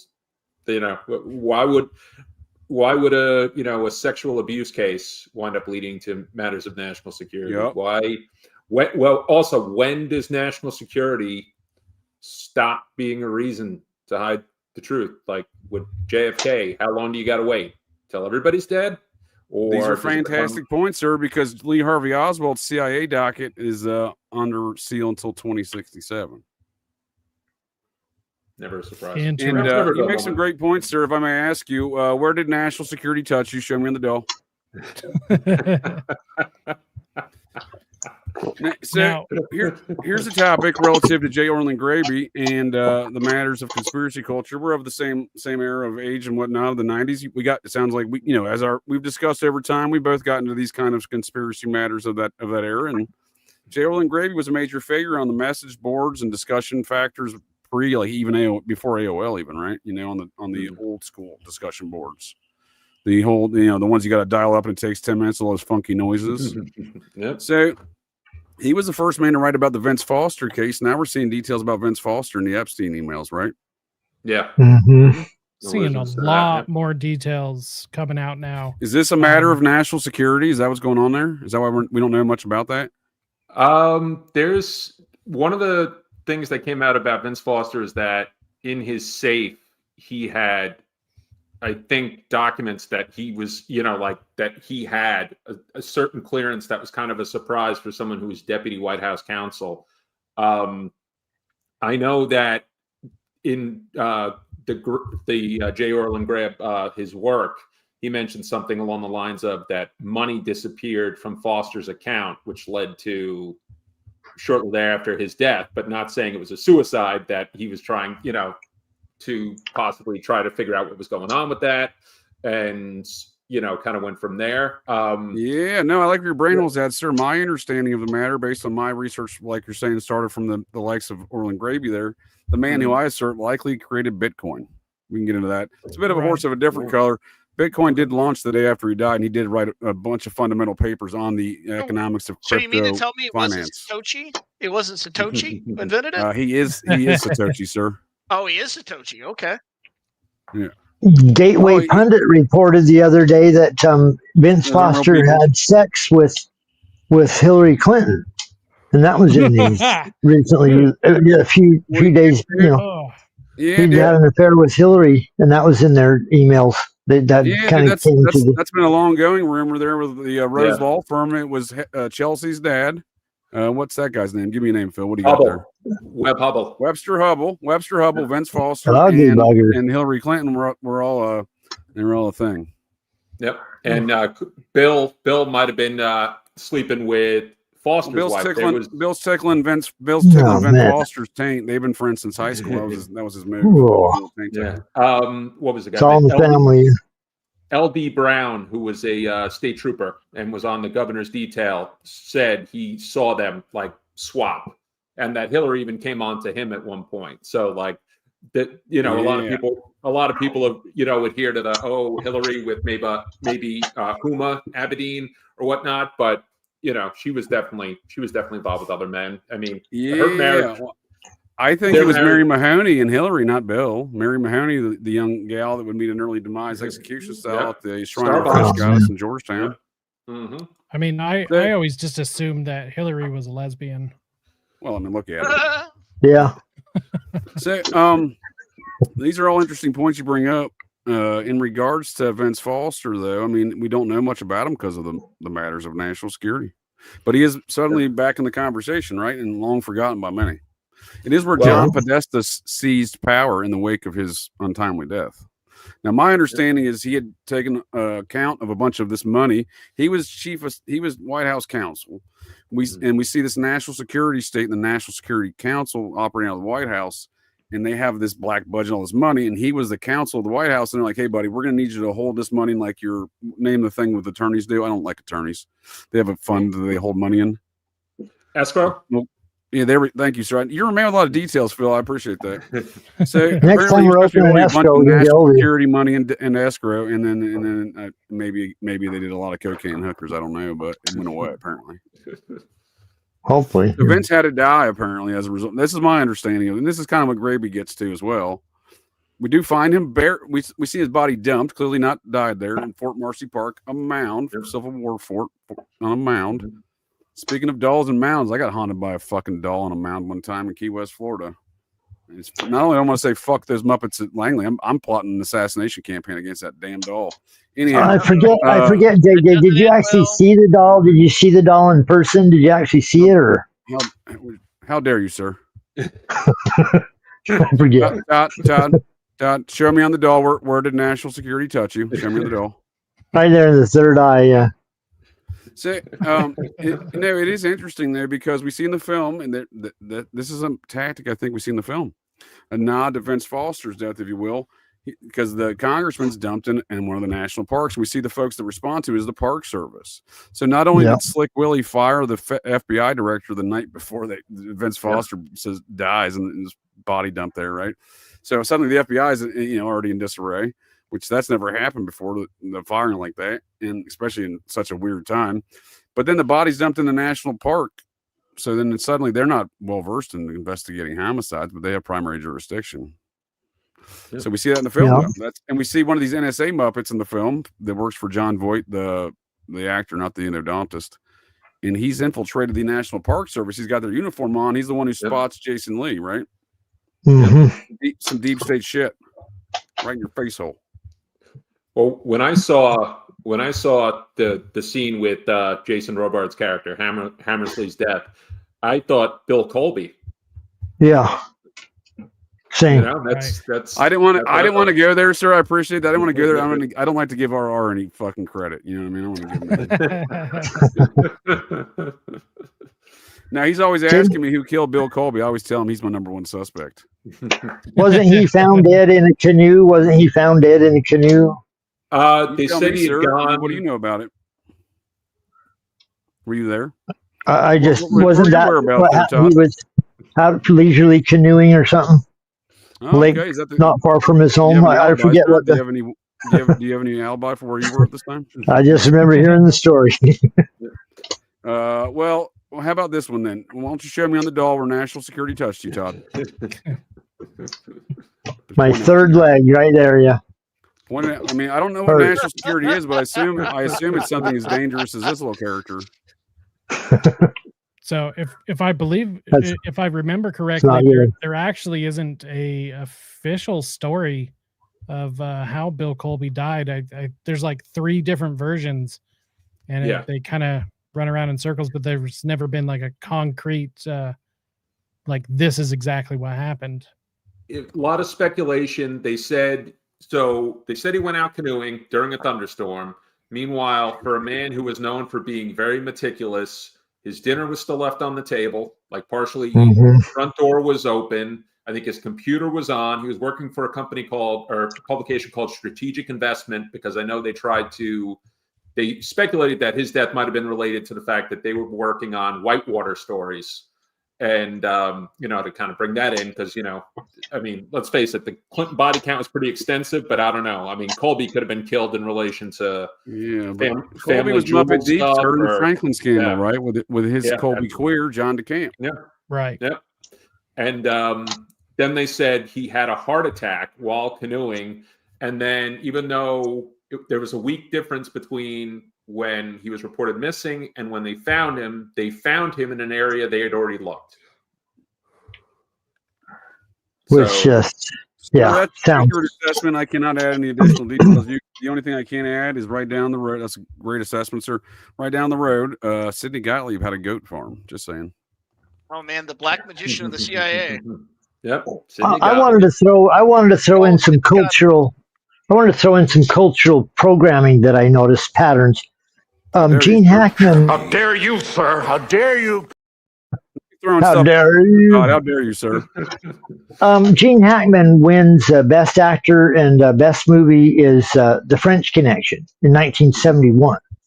So they're starting to bring in this drug, the drug war narrative. Nixon also started the drug war officially. And so they got to convince you through Gene Hackman's incredible performance, this is dangerous stuff going on, these French connections, drugs coming from the French mafia or whatever that movie's based on. So in 71, he's introduced as the best actor, and that's the best movie. William Friedkin produced The French Connection, and William Friedkin also produced The Exorcist. So you have another award, number one movie of that year. So this is like cultural programming is going on here. This is serious. Directors are involved, actors are involved. They're rotating in and out of the movies, the same movies for some reason. You're identifying elements of the national security state, sir. You're saying actors and everything else, but these are obviously part and parcel. And we started this conversation, I believe it was Phil to point out, this was not a sanctioned film necessarily from the official Hollywood sanctioning of spookeries. Tom Scott or Tim? Is it Tom or Tim Scott? Tony Scott. Tony Scott. Tony Scott. Yeah, the director Tony Scott. That's Ridley. Ridley Scott's brother. So they're brothers. This is not a coincidence. Two brothers don't become the greatest directors if somebody doesn't probably approve. Especially making movies about national security and military-industrial topics. Well, I don't want to invoke the devil unless I have to, but let's look at Cocaine Bob Evans for a second, and also go fuck yourself. There are our channel. Yeah. So Cocaine Bob Evans is that epicenter, the man who's running Hollywood, the man who's trafficking in cocaine and doing no jail time. That's what earned him the nickname Cocaine Bob. He gave it to himself. I honor the man in his death. And he's also did not go to prison. He's an unindicted co-conspirator. Granted, it was Charlie Manson's buddy. Our cousin. How dare you, Dr. Dementos? Our cousin from Pike, the McCoy from Pikeville, Charlie Manson. What did I do this for being cousins with for being my kinfolk? How dare you? I know. How dare I? Greta Thunberg, how dare you? How dare you? Oh, that's a different how dare you. How dare you for even how daring that one? How dare you, sir? How dare you? How dare you, sir? How dare you? Go ahead. Go ahead. You just go. to address that RR channel comment real quick. I just looked at Dave McGowan's Program to Kill, and what he said was it's actually based on Colby's estimate. It was 20,000. Oh shit! In your face hole, RR, in your face hole, buddy. It's not Dave saying it was 20,000. It was Colby himself saying 20,000. Dunked on. OJJ, show me on the doll. Where did national security touch you, sir? Oh, it's right there. It's right there. I heard Bill Colby's ghost haunts that fucking doll. I'm just saying that's a rumor I heard somewhere. Does that doll also like his balls washed too? Well, of course it does. It's Bill Colby ball washer. It's the official logo of the Bill Colby ball washers. I do think there is factional warfare, obviously, within these organizations. Who the fuck cares who killed Bill Colby? I say it's one less Muppet. I'm just saying it's the least of my. As far as murders go, it's a little nowhere near the top of my list of concerns of unsolved murders. I do find my number one suspects are our channel. He's right there. Get him. I do find his murder interesting though, because it does, I think, kind of show that there is obviously no loyalty amongst any of these monsters. Sure, like everyone's 100%. 100%. I mean, just ask Angleton about Kim Philby. There is no loyalty. Yep. Right. I mean, Angleton, and part of me always wonders about Angleton too, because Angleton was, I mean, considering he gets fired in 1974 on the revelations of what was it, Operation Chaos, and I think Colby was the one who kind of helped give him that push out the door. Yes. You know, you had Seymour Hersh getting the revelations with the Times and putting that out there. And yeah, but he's like the limited hangout guy. Sir, if I may, real quick, Phil, I just highlighted him in my national security. the Murder of Seth Rich documentary I put together. I'll be releasing that for the public previews, but it's been on my Patreon here about a week. And we see the same Muppets, dude. He plays a role. He's been playing that role since the 70s. Seymour Hersh. He plays a role in the Seth Rich matter. So does Michael Isikoff. He's involved in that whole Monica Lewinsky affair, right? Right after the Vince Foster matter. Again, these aren't separate incidents. These are fuck up after fuck up, and that's what we see in the film. Everyone's fucking up, and they're trying to clean up that fuck up, and then they fuck up again. Well, on Angleton's case, right to the end, he claimed that they claim he didn't see these moles, the communist infiltrators. And because Angleton's most famous for believing there were moles and hunting down the moles when it turned out that all the people that he trusted, he was probably the biggest mole, the mole hunting the moles, There you go. Thank you, sir. Setting them up. Using your brain all the time, I figured you'd come to that same conclusion. You mean to tell me that Danny Casalero's neighbor was the mole? Sounds like it. Well, one of them.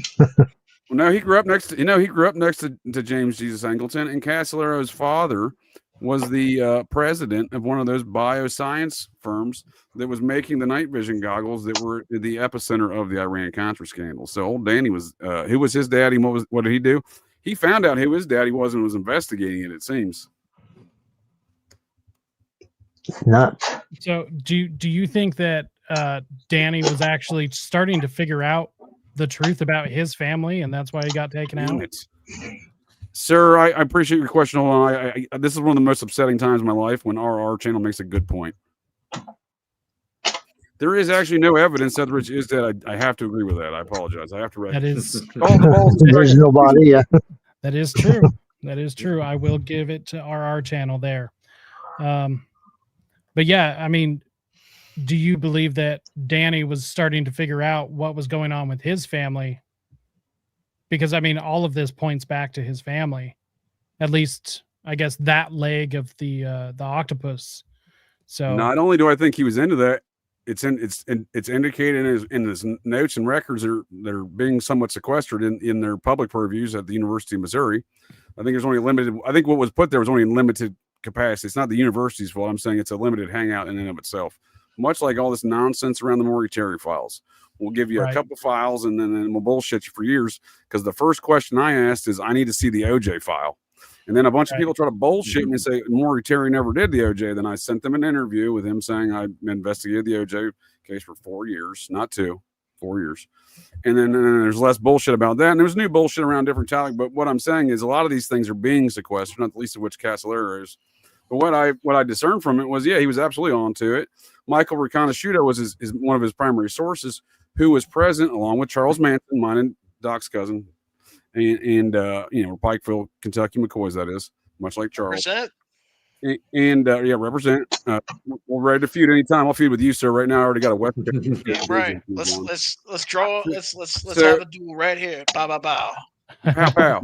So Riconosciuto's in the Haight-Ashbury with Charles Manson, with the process, with Anton LaVey, with all these Muppets, all that Haight-Ashbury clinic nonsense, and Danny Casalero's sister allegedly dies of a drug overdose in the Haight-Ashbury in 1970. So that's what I'm saying. There's a lot more to these conversations, but they're matters of national security, sir. You can't talk about it.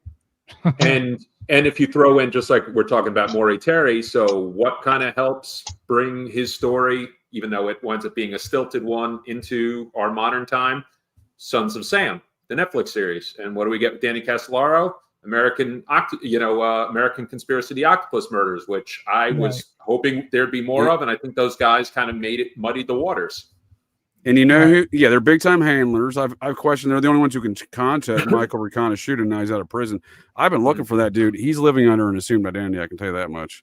Anyhow, who else is involved in that, sir? Errol. What's his name? Give me that guy's name. Errol Morris. Errol Morris. Thank you, sir.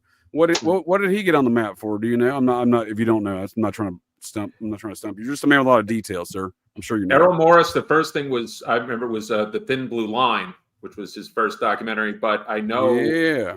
Before he did that, though, he tried to make a documentary on John Wayne Gacy, I believe it was. Yep.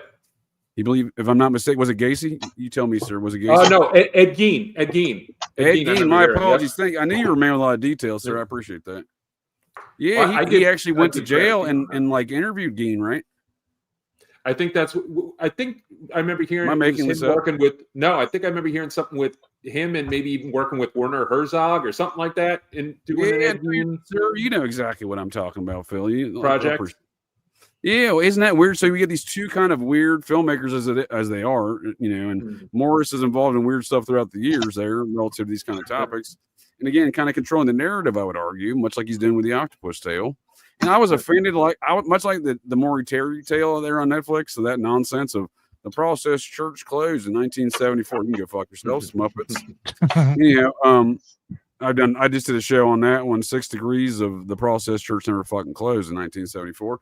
So it's all propaganda. It's obviously propaganda when you look at it, but I was offended like I was there what they did to Terry's character assassination. They have 100%. Danny Castellero's ex-girlfriend talking shit on that documentary. That's offensive. I don't even know the guy. It's offensive. Right. Yeah, it was not. And just another connection. 40 years later, they're I like talking to his girlfriend. Yeah, keep it classy, Todd. They weren't keeping it classy, though, were they? I didn't see that. I haven't seen that. It's it pissed me off because I've read The Octopus, the Ken Thomas and Jim Keats book from the early 90s. And then I read Sherry Seymour's The Last Circle. Now, Sherry Seymour's in part of American Conspiracy, but I think they cherry-picked what they wanted to. And then, in the end, the guy who supposedly looks like Danny, like an early version of it, this guy, Christian Hansen, he's interviewing this woman, Anne Clank, who was like a former girlfriend. And, I think she was like a journalist too. And she's like, I think he did kill himself. Like, it's like, okay, well, where's his notes? The notes that he took with him all over the place. I said, all of a sudden, it's like, okay. Yeah, now, I was going to say, as you were not only that, Morris, go ahead. Oh, sorry. So with Errol Morris, he did Wormwood, which was the docudrama about Frank Olson's death. And who's the major source in that? Seymour Hersh. Are you my brain hole, sir? That's what I was going to bring up. I didn't know controlling the narrative around a lot of these spooky topics around these matters, right? Yeah, Netflix is a limited hangout in terms of any sort of conspiracy. You're going to sit there and tell me, sir, that Sigmund Freud's grandson, the grandnephew of the man who invented propaganda, who helped start Netflix, Bernays. You mean to tell me that's what this is propaganda? Yeah, Mark Randolph. Yeah, yes, I am. You're going to sit there and tell me, sir, that Stranger Things season 1 is brought to us by the nephew of one Carlton Gadusek, one of the darkest, sickest motherfuckers I've ever seen. Anthony Fauci's friend, right? And then TMZ has an exclusive. They release all their big releases on Netflix, all your P. Diddy information and all those inside Hollywood gossip videos. They're on the cutting edge. They're on Netflix. Yeah, watched 2 or 3 of those recently. Harvey Levine looked like he was ripped out of his mind while he was narrating that son of a bitch. He's like, "Oh God, I'm making so much money at this stupid shit." Oh, they'll find skeletons. What would Bob Dylan say about that, Todd? That's what. Hey, people said I did some drugs. I lost my head. So I like to you're spot on, Phil. Here, unfinished project on that again, inspired by Hitchcock's Psycho. Morris visited Plainfield, Wisconsin, in 1975. So I don't know if you're familiar with the known knowns of that case, but in 1958 they burnt all the evidence, and there was no evidence in the first place. Yep. They had a fucking receipt. And they're like, "Hey, buddy, we got a fucking receipt." So imagine having a receipt and convicting you of being known as the most heinous serial killer ever. Now, this dude was into some weird shit. He was clearly digging up some bodies, and he was, it puts the lotion on its skin. You know what I mean? Yeah, that's a real thing. But totally. A lot of there was no evidence of murder, and they burn all the evidence, and they memorialize them through all these films. And Werner Herzog goes and helps in that process, along with Errol Morris, and they're doing their own Muppet activities still today. Both of those Muppets. And I'm just saying, we see the continuities of these known knowns of the matter, and I think we don't know more about them than known unknowns. These are matters of national security. Yep. And don't forget, who does Morris kind of run into when he's writing his book about the Jeffrey McDonald case? That in a chapter that's called Tom O'Neill. Crazy? Ted Gunderson. Oh, yeah, that's right, dude. Laser before tag or heads after everywhere, he man. got shot with lasers? Well, let's be honest, dude. Might have He been may both before and after. Yeah, I was gonna say we're not sure the epicenter of when that occurs, so it may have been. It's a lot of cons to run at one time. Aliens and Satanists and. Well, that's what the FBI was doing, sir, at that time. In fact, they had an official program of such. Yeah, fighting the aliens and the Satanists, and good thing they had like John Travolta and Tom LaVey to help them make some movies, so they could promote this satanic panic. You're spot on, Todd. It's all part of the same suit, buddy. Hey, buddy. What was a other JJ? I'll give you a chance to out JJ. What was the name of that operation we were just discussing? Megaloid or Megadoids or name something. Which the FBI operation with the Satanists and Apocalyptic cults and the Black Panther cults, they were all financed by look, here in America, we finance the best tyranny. We wage the best tyranny against our citizens with our taxpayer money. Here in America, we do it the best. We spend the most They probably create like the worst Satan or hardcore white supremacist Nazi organizations you've ever seen. I'm sure the government helps that along. Kind of like down in South and Central America, our neighbors, all our countries below us are destabilized. Don't you just, isn't that what you do? Just wouldn't you, if you had all this power, wouldn't you just destabilize everybody beneath you?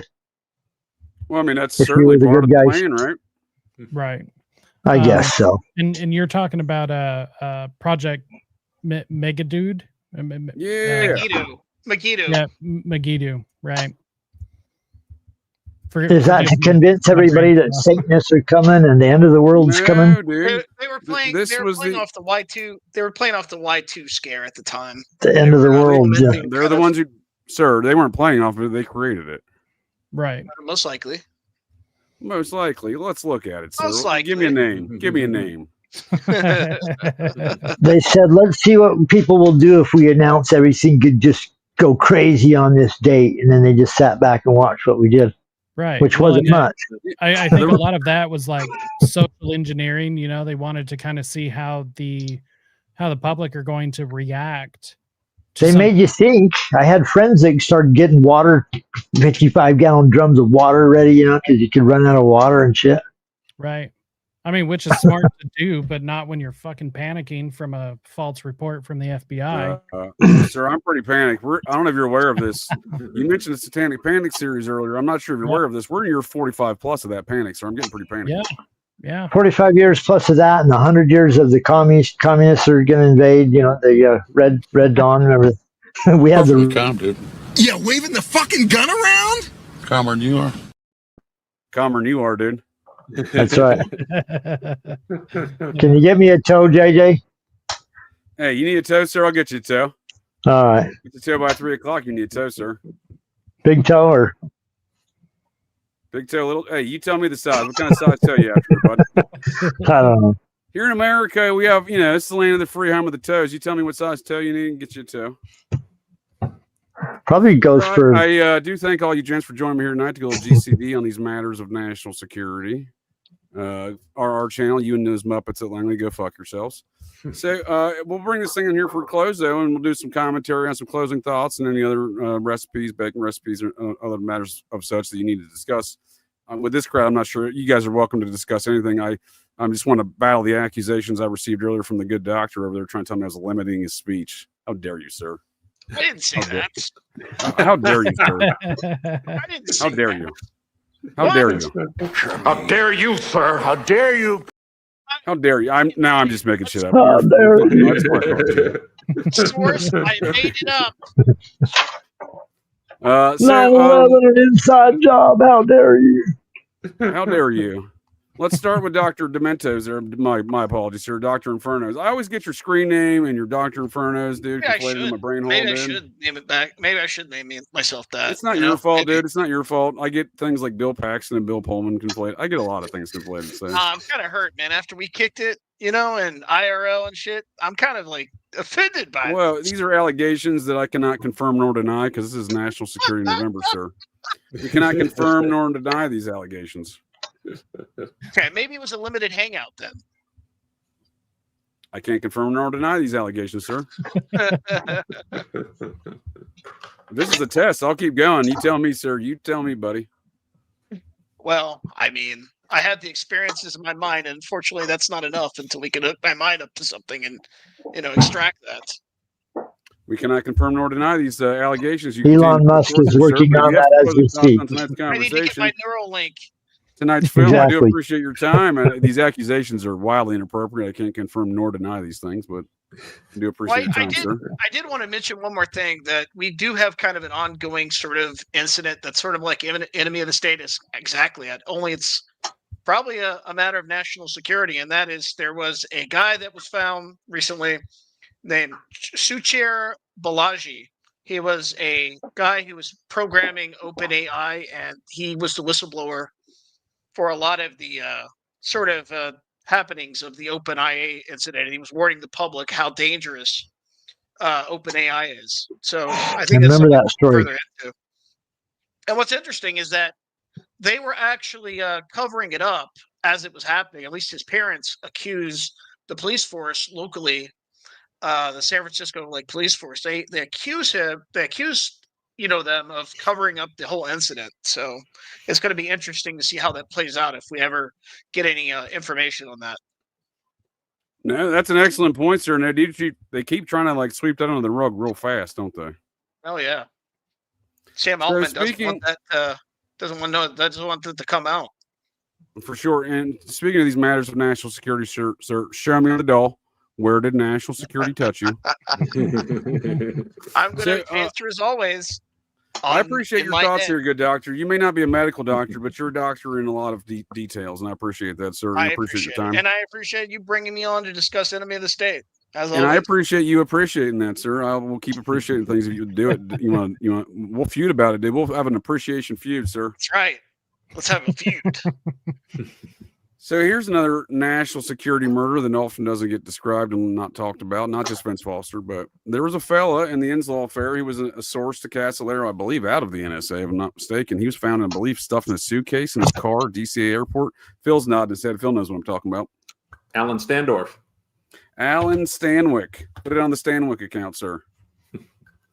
It's a Fletch reference. Please continue. Alan Standorf was, I think, January 91. I mean, the amount of deaths, I think, that would eventually be attributed to Inslaw. I think there was even a guy who was one of Jeffrey McDonald's lawyers who they tried to connect into the Inslaw murders. You wouldn't be I was going to say, you're not describing John Markham II, the Process Church attorney who represented Jeffrey McDonald, nor would you be describing F. Lee Bailey, the BCCI money laundering O.J. Simpson attorney. He also represented McDonald. Nor would you be describing Alan Dershowitz, who advocates snuff films. Jeffrey Epstein's brother. They all represented Jeffrey McDonald because this is national security. They got to keep a lid on that shit. Oh God, yeah. Right. Yeah. That's what it looks like. But this Standorf one's interesting because some of the known knowns of the knowing things about these things, sir, we do know that it is matters of national security. Definitely. Army secrecy surrounds Standorf death. Fucking weird, man. It's ridiculous. Fucking weird. It's just ridiculous.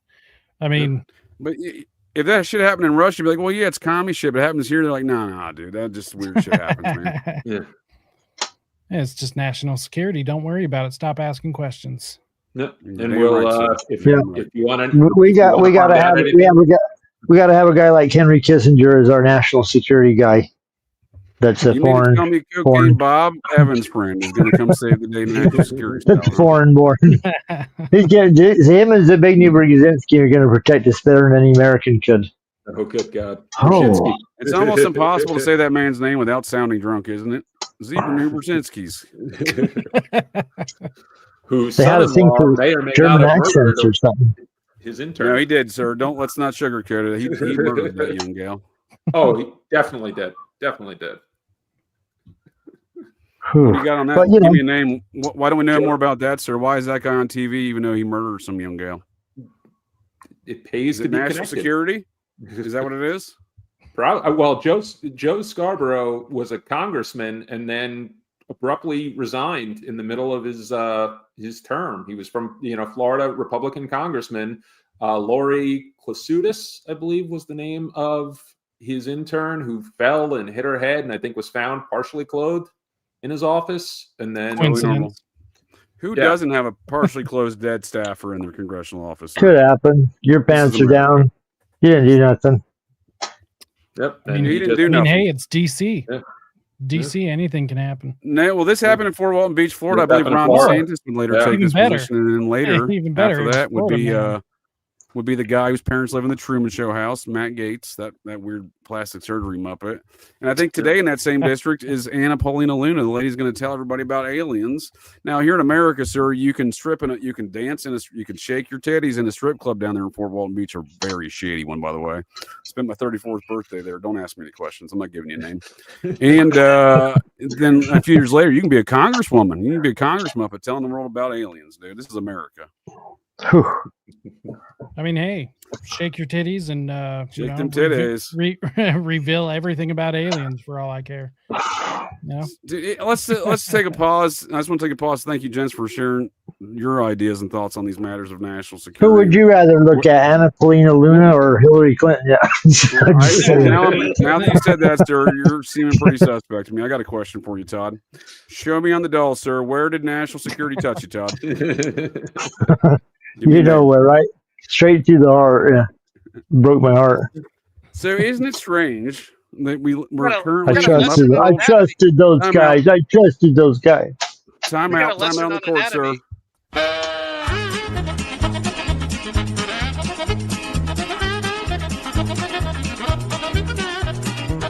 Does crack cocaine make you act any differently? No. Is it safer than alcohol? Probably. People think of crack as being dirty. It's the exact opposite. Cocaine is a hell of a drug. Well, the only difference between crack cocaine and cocaine is sodium bicarbonate and water and heat. Literally. That's it. And those things are pretty much free if you go to like a science store. This is free. You can go to your neighborhood convenience store and just get. Anyway, I don't want to tell people how to make crack cocaine, but it literally is a mayonnaise jar, cocaine, and baking soda. Cocaine is a hell of a drug. When you make crack, what you're doing is you're burning off all the impurities so that it combines with the sodium bicarbonate, which makes it smokable. That's all. You know, all of these actors and, people in the past that talked about they had a problem with cocaine and freebasing. They were smoking crack. So, cocaine is a hell of a drug. Anyway, my point about it, your point about it, which I think is true, is that there's a thing about crack. Cocaine is a hell of a drug.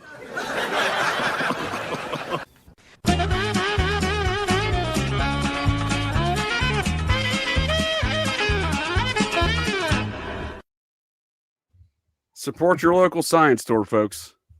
Science stores. Hey, who doesn't love themselves some crack recipes? Now that Muppet has sat in on numerous National Security Council meetings, and we don't know nothing about it because those are matters of national security.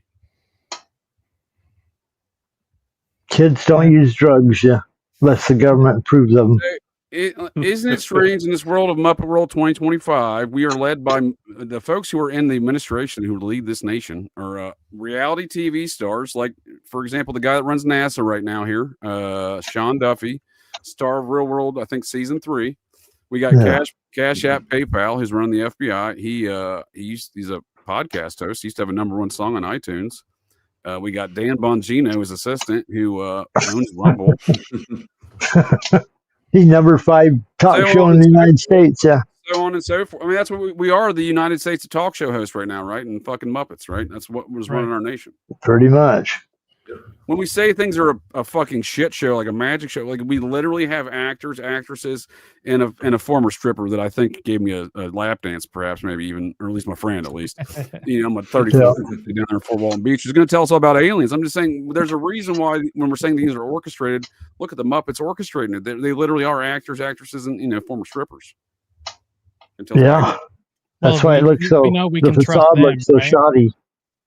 Too. That's why the performances it's not so great. It's not so convincing.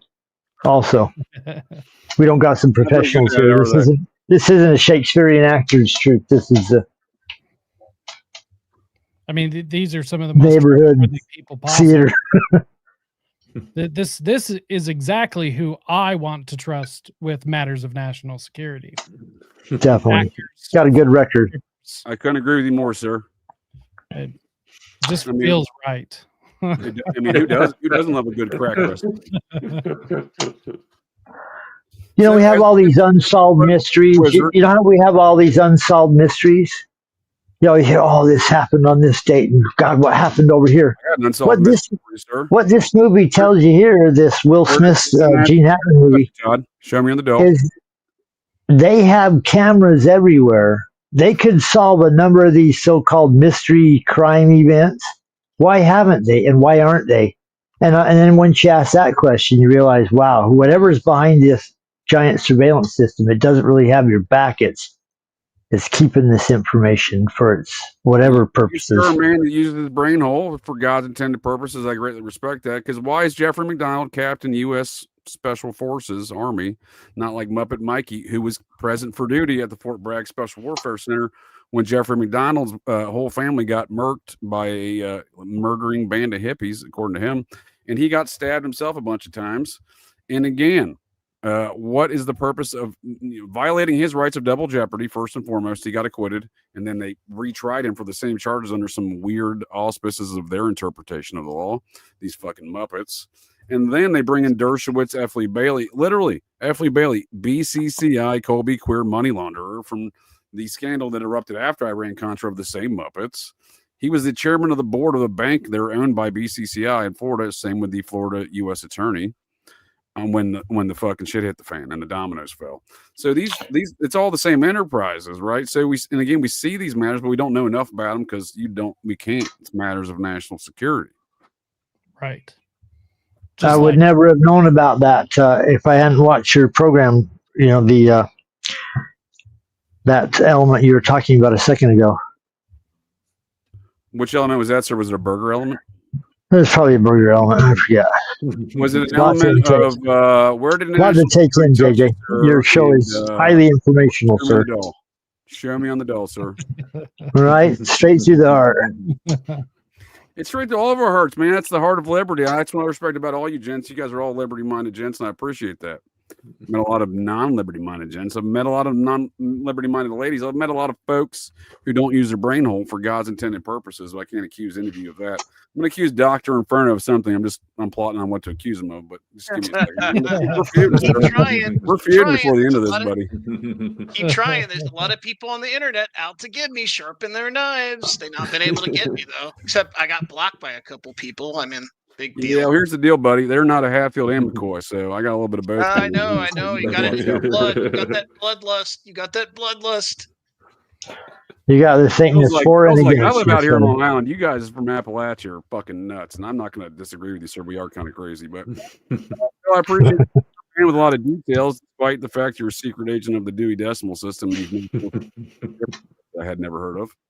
Now, that's an interesting book, though. It seems like a lot of folks have been writing about this for a while. That was what, 2005? 2005. I only just read it this year. I found it through one of the companies I review for. I guess they were looking to kind of promote it again, and I was like, "Yeah, I'll jump in and read it." And I'm looking at like one of the first things I saw was I love looking through the index, and I see Mitch Warble's name, and I see Frank Turpel's name, and I was like, because I actually I took a screenshot and sent it over to Dana from Rotting Jewels to take a look, because when I see names like Turpel and Warbel, and I'm like, yep, this is one of those books. Want to get if you can. Dana knows about Mitch V. He's a very integral character in that whole machinations of the Atlanta child killing scene around there with Wayne Williams. And he was also a man who was training those anti-Castro Cubans. And his little sidekick knew Lee Harvey Oswald personally, a man whose name I cannot think of at the moment, but it'll come back to me in a second. Patrick something, who he served as a technical advisor to Oliver Stone for the JFK film. Mitch Warbell's sidekick. You know, Mitch had already gotten murked. What do you think of Jerry Patrick Hemming? Jerry Patrick Hemming, how dare you, sir? You're a man with a lot of details, and I do appreciate that. So yeah, he famously told a story where he got himself arrested to make sure he was off the streets when shit was popping off, including during the House Select Committee. Again, he got himself hemmed up. So that way no one can just be murking him when they're murking a lot of other folks like DeMoran Shield and Johnny Roselli. Oh, so he went the Richard Case Nagel route, getting himself. I knew you'd have some other examples, sir. Well, he was the one who shot, that's a tactic, shot a hole right? in the bank. Yeah, that's a tactic. These Muppets know they're going to get their shit going down. They're like, I don't want to get, I don't want to be involved in this, right? Yeah. Yeah, he shot a hole in a bank, and I think it was in some part of Texas about 2 months before the assassination. And when he got arrested, he said, I just didn't want to be in Dallas. Like he. Yep. So. Yeah, but I mean, like that's like is this something they train him in doing, right? Like shit pops off. Here's how you get off the street. Yeah, I mean, that's something that goes back to. I mean, if you want to talk about intelligence and organized crime, on intelligence. Al Capone got himself arrested on a gun charge when he thought he was going to get killed because of the St. Valentine's Day massacre and how it kind of brought too much heat on the rest of the mob. That's a great example, sir. Fantastic example, in fact. Gave him some cover. We see the epicenter of these activities of the mafia and the unintelligence agencies in tonight's film. The 1998 Scientology cinematic shit show / masterpiece of warning us all of the upcoming technocratic shit show we're all going to be subjected to. One big ass blast, Uncle Sam style, right in your face holes. We're going to look at everything you do. We're going to track it all. We're going to have it all on file for you. That movie is their fantasy. That movie is their fantasy. I'll jam you up. That movie is their fantasy, what they wanted to do to us, what they had planned for us. That's what that movie was. It's like, oh, we can't wait to do it. They're like, what are you going to do about it, buddy? And also they're saying, show me on the doll, Todd. Where did it touch you? Where did national security touch you? It's everywhere. It was no good. Yeah. I knew it. That son of a bitch. Suckers. It is very fascinating. I don't think a lot my of wallet. They hurt me right in my wallet. God damn it.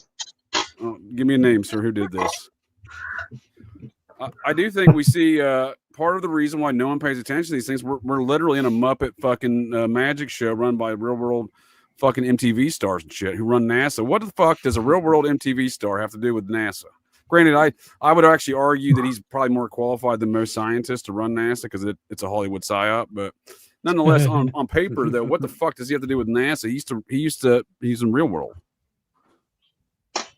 I mean, he was a congressman. Yeah. He was a Muppet in Congress. But look, here in America, you can be shaking your titties at a very seedy strip club in Fort Walton Beach, and then you can be telling the folks, be a congressman, but telling folks about aliens. So I don't give. And plus, I've been around these folks; they're all dumb and depraved. I don't give a lot of quality or value to being a congressman. But Duffy was a congressman before he was a NASA administrator as well. Have you ever seen the video of Buzz Aldrin telling the little girl that we never went to the moon?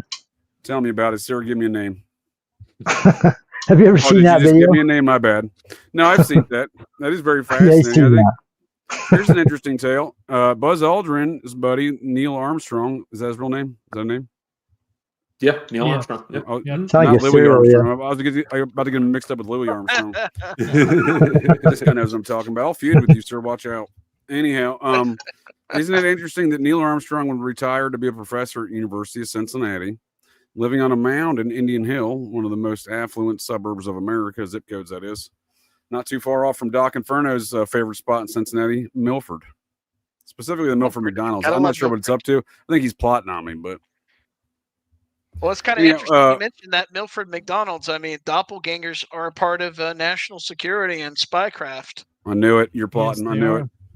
Him and my old McDonald's manager were plotting on the McDonald's. Every time Doc comes to Cincinnati, he stops by the Milford McDonald's, which just so happens to be the McDonald's my manager from 35 years ago works at still today. You do the math, figure that out. And I think they're plotting on me. I think he's plotting on me with my old manager from 35 years ago. But no, so look at the juxtaposition though. Neil Armstrong and Buzz Aldrin, right? One lives on a mound and teaches college, and the other one's doing what? Say that story again. What was he doing? Telling the little girl that we never went to the moon. Yep. Remember when he went to Antarctica when he was like 97 years old? And you know what he said? You know what he said? That you know what he said? Why they said that? Because it would bring the world together and make everybody happy of some grand achievement. And so I'm not saying that's what happened. I'm saying that's what he said. on video. How does this qualify a real, sir? How does this qualify a real world star from MTV's Real World to be a NASA? Exactly. The head of NASA. Exactly. A movie I think you should do, JJ, is Capricorn 1. Capricorn 1. Not only am I going to do that, you just volunteered, sir. That stars Orenthal James Simpson at the same time that he joined Scientology. Oh, there you go. I thank you for bringing that around here for a Scientology reference there, sir. I do appreciate that. And you also just volunteered. Also, give me a name. Definitely. Give me a name, sir. Now, I appreciate it, Todd. That's great stuff, buddy. I appreciate your thoughts and insight on all these matters, and the other gents as well, minus Dr. Inferno. We're going to feud about something, buddy. Watch out. Phil, do you have any closing statements here before I feud with Dr. Inferno live on the air? Let's do it. No, I think we've covered everything. Don't trust the national security state. That's a good way to leave it, sir. That's a good way to leave it. I only have one other message for folks of the interwebs. If someone ever calls you and asks you paid your dues, you tell them the check's in the mail. Also, watch out for lasers. There's thousands of Americans out there. By the way, I've been shot with a laser beam twice. Watch your six, folks. Stay vigilant. Ted's down. They got Ted. Probably not, but twice. You know. Thank you for your time, folks of the interwebs. Thanks for joining us to get a little GCD. Thank all of you gents here for joining me here to get a little GCD, including Dr. Inferno. I do apologize for attacking you. I'm going to feud with you later, but I'm not going to warn you about it. Otherwise, that'd be a ridiculous feud. I've got a surprise attacking feud, though. But anyhow, I look forward to sharing more film reviews with all you gents. I appreciate all of your all's insights, coming at it from a little bit different angle, and I appreciate the different perspectives. So we live in a Muppet world. Watch out for lasers. You mind if I? Well, that's it. That's the show here, folks. So the next time you're out on the town, visiting your local watering holes, or perhaps just meandering around, and you hear the unmistakable sounds of metal clanking, and you spot signs of a disturbance, but check your six. Look in that garbage can, because you never can tell. The GCDs may be loose in your town.